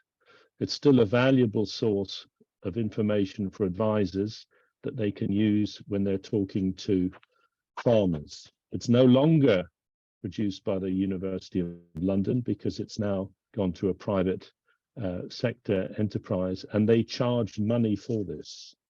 And wherever I go, the last time I was in Ukraine, I brought a couple of copies with me to demonstrate how something like this could be developed in Ukraine, involving the universities and involving the private sector to produce information that's really useful for farmers and farm businesses. So my answer to the question, that there's no simple answer to this, but there needs to be a strategy around data management going forward, because it's going to be so important. But there are different types of data that are relevant at the national level. But I think the question was referring to how can that data be accessible at the local level. I've given you one example of how that might work, but in terms of the advisory services themselves, there's a whole raft of technical and financial information that they will be able to shape to help the farmers going forward, not just technical, but also financial. I hope that's addressed the question to some point, Kate. Thank you, Kieran. Дякую, пане Кіран. Thank you so much, Kieran. Now, next question in the chat box goes to Graham Delay. Скажіть, будь ласка, які практичні... Can you hear me okay? Yeah, let me just say that I've been chatting to Graham on the side a bit. There have been a number of questions about niche products, practical things. We gave the example of berries, and Graham came out for our project to Lviv and Zakarpattia greeted by the renewed missile attacks from the Russians. It came about 5 or 6 weeks ago. But he saw a lot of good opportunities there, and maybe, Graham, you could just say something about that. Thank you, Richard. Can everybody hear me?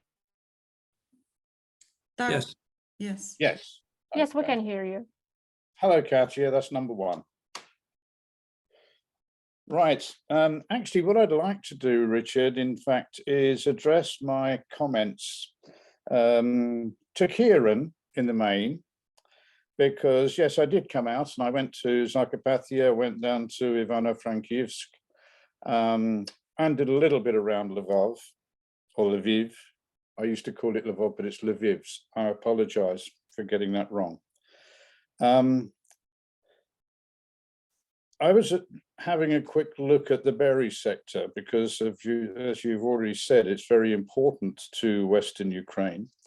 And I was quite impressed, seriously impressed by the production that I saw there.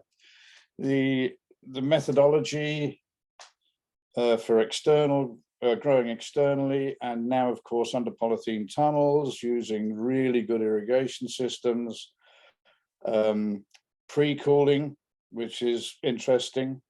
And also later on in Ivano-Frankivsk, the freezing unit that's down there was extremely good.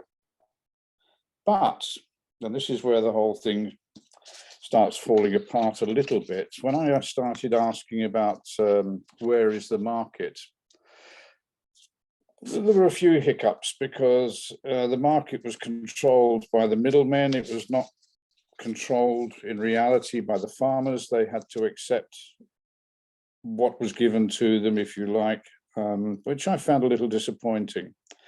Now, when I was listening to your presentation just now, Kieran, where was it? You were talking about the network. It was slide number 8. I've made a note here. There does need to be a network from what I see, because in Zakarpattia, there were some really, really good growers, many of them small, but they were being controlled by people who just came over the border. Let's be simple about it.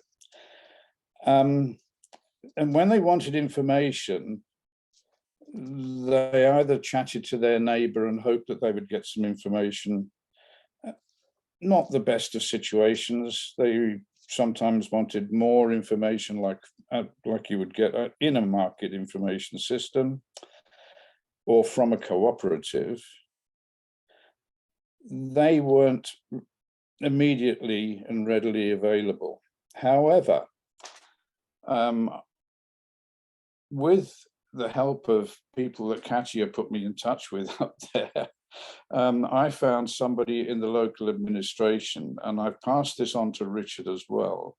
I'm going to suggest that we have a round table, 1 or 2 in fact, where we use a young guy from there to try to set up, I suppose the word we have to use at the moment, because it would be new, would be a pilot operation, where we're going to provide information to him that he will use.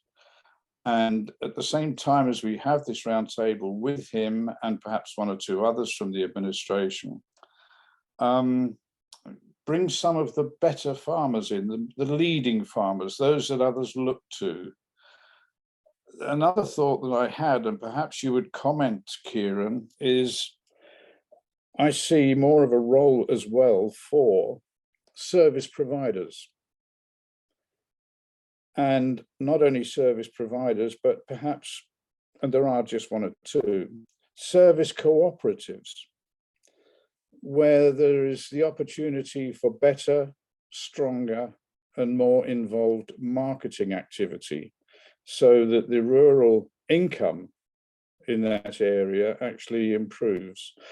I'll stop at that moment because Kieran, I've asked you a question there about the service providers, the role of them and so on. If you'd like to comment, please. Thanks, Graham. And Richard might want to pitch in here because you touch on what we might do in the future. But I think you make some valid points. In my discussions with various groupings in both Lviv and Zakarpattia, I've touched on a model which, for me, captures a lot of the essence of this new advisor, this facilitator. There's the need to be able to provide information, the right information, but that individual who's providing that won't have all the answers. But that individual should have the skills and the capabilities to undertake an initial diagnostic about what's needed. And having done a diagnostic, that individual needs to be networked enough and effectively networked to be able to act as a broker for other services. So I totally sign up to the notion of whether or not you call them service cooperatives, but certainly a network of service providers. This doesn't happen in short time. It needs to be built on and developed, and the capacity of these individuals to be confident enough to be able to undertake this initial diagnostic and to be networked enough and have the confidence to do that needs to be built on. But the simple message about no individual and no organization has got all the answers is a very good message. I think your initial proposition, it's interesting because when we had a bit of a brief before this session today, and we spoke about what comes next, which I'm particularly interested in because otherwise it's just a talking shop today. If it's felt that this medium of engaging with people is successful, and I know that 300 people signed up today, we may have dropped off from having 80 participants to a few less as the day goes on. But I think this is a fantastic way of getting things moving. It needs to be designed in the right way, but and I think Richard will correct me if I'm wrong, that it was aimed and targeted at sort of maybe officials centrally, but maybe as part of the evolution towards what we do next at the Oblast local level, we think about how we might target specifically at the local level. Coming back to my last slide, I made reference to the need to understand how we can provide information and how we can assess needs. And I don't think any of us know the answer to specifically that second bit, because the needs today were not the needs of 6 months ago. Graham, I thank you for your comments, but open up to the others on the panel, because I'm sure Tom and others will have a view of some of the points you've raised. Thank you very much, Kieran. It's just that having been there, I was only there for 3 weeks. Basically, I only managed to start my investigations. But this is what pops up to me straight away. Hey, look, there are people there who are interested. We need to grab hold of them quickly. Then I had to leave. As I say, I've notified Richard, and hopefully, because we have the contact and the guy is willing and available and has staff who we can brief. And as I say, I think we start off with a quick round table, and yeah, try and move it forward. We may not have a lot of information to start with, but at least it is a start. Excuse me. Yeah. One of the Маленьке оголошення, little announcement. Quick announcement. Our webinar is set up until 30 minutes. Yes, it's 30:30. So we have only 4 minutes. I'm just reminded about timing. Please excuse me. And in the chat, Perika Ivanovsky want just something to add. If you don't mind, could we give him a few words? And excuse me, Perika, you have only 2 minutes and then the closing words. Excuse me. Okay, thank you very much. I will try to be very fast. So First of all, congratulations to the excellent organization and very inspiring discussions. I'm key expert 3 on the project that is organizing this event, and is really nice. Very interesting information has been shared, and I think it's good basis for the further developments and the support that we are going to provide in this area. So I wanted just to make few comments on the regulatory aspects of the system, which I think are very important for its functioning. So because development of the AKIS, as we are knowing now and speaking about, formally started as a supporting system for the implementation of common agricultural policy and for reaching its objectives. As it was well mentioned by Mr. Gannon, a farm advisory system was obligatory to the member states as a part of the integrated administration and control system for direct payments in the support to the farmers for reaching of the very complicated at that time. Now they already know a lot about the cross compliance criteria, and the system developed, of course, very much further.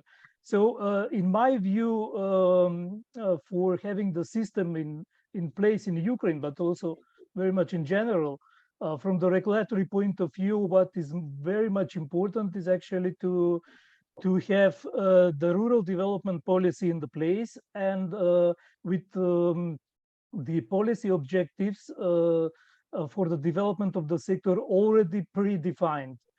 Because in the future, when there will be announcement, the call for the financial support by the state, all the project proposals that will be suggested and applied by the potential applicants in the different forms, operational groups, etc., they should reach to the achieving of the policy objectives, which should be predefined. So the ministry should basically have it very much in advance.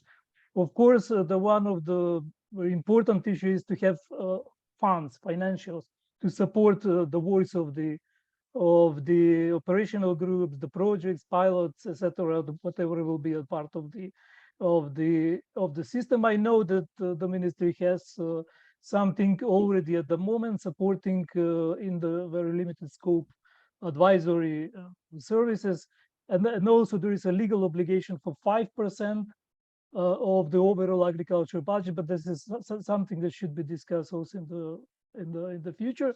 And the last but not the least, something which I'm really focused on within this project is the having of legal framework that will allow everything to function properly and as much as possible approximated to the EU legislation, especially the regulation of the Parliament, the Council 1305 for 2013, especially the measure 16, the cooperation, and a lot of other documents. So this is really something which I think is important to be taken in consideration in the future plans for the introduction of the system in the Ukraine. Thank you. Дуже дякую вам. Thank you. Thank you. Now I would like to give the floor to Richard Rozwadowski for his final remarks. And I would like to say thank you for being so involved. And I'd like to wish you every success, new achievements, and a peaceful sky over the heads of all Ukrainians and a fast victory. Richard, over to you. Thanks. Yeah, I believe the Zoom might be finishing soon. So if we do go off, thank you very much. I'd like to especially thank all the people who've presented today. You've given up a lot of time and obviously preparation before. So thank you very much. Thank you very much to our two interpreters today, Natalia and Jano, who've done a great job. And I especially want to thank the team that's helped us prepare all this, the four people, the slides are on, and others. We also have Svetlana, our office manager, Eliza in Poland, and many people And as you know, they worked in really difficult conditions. And despite, you know, the missiles and lack of power and internet over the last 2 days, we never had anybody say that, well, perhaps we ought to postpone it. They were absolutely determined to do it. And I'm so pleased that it's gone very well indeed. And I want to thank all the participants. And actually, many of the participants are from the oblasts and from regional territorial administrations, and they can be a really critical part in an AKIS. A separate activity we have in our project, which is of course not really separate, but it's to help develop producer organizations, farmer associations, young farmers, you know, whatever. And all these things, of course, develop and help an AKIS, you know, really develop into something very, very useful. And it was rather ambitious of us to have such a long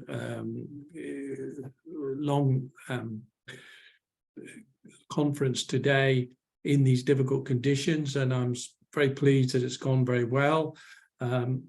I hope everybody in Ukraine has been able to hear it reasonably well, but it was recorded. We're going to share the materials, so I again thank everybody for participating, and look forward to developing a good AKIS and going forward, and hopefully we'll have some in-person meetings in the new year. Thank you very much. Дякую вам всім. Thank you all. As a moderator, I would like to say that our meeting today is adjourned. Thank you so much for your active participation, and I'd like to wish you all the best. We will share all of the materials with you. We will also put them up on our landing page. Part of the materials will also be available on AKIS Facebook page, and the video will be posted on our website. We will additionally email you information about it all. Thank you all so much. Thanks very much. Thank you.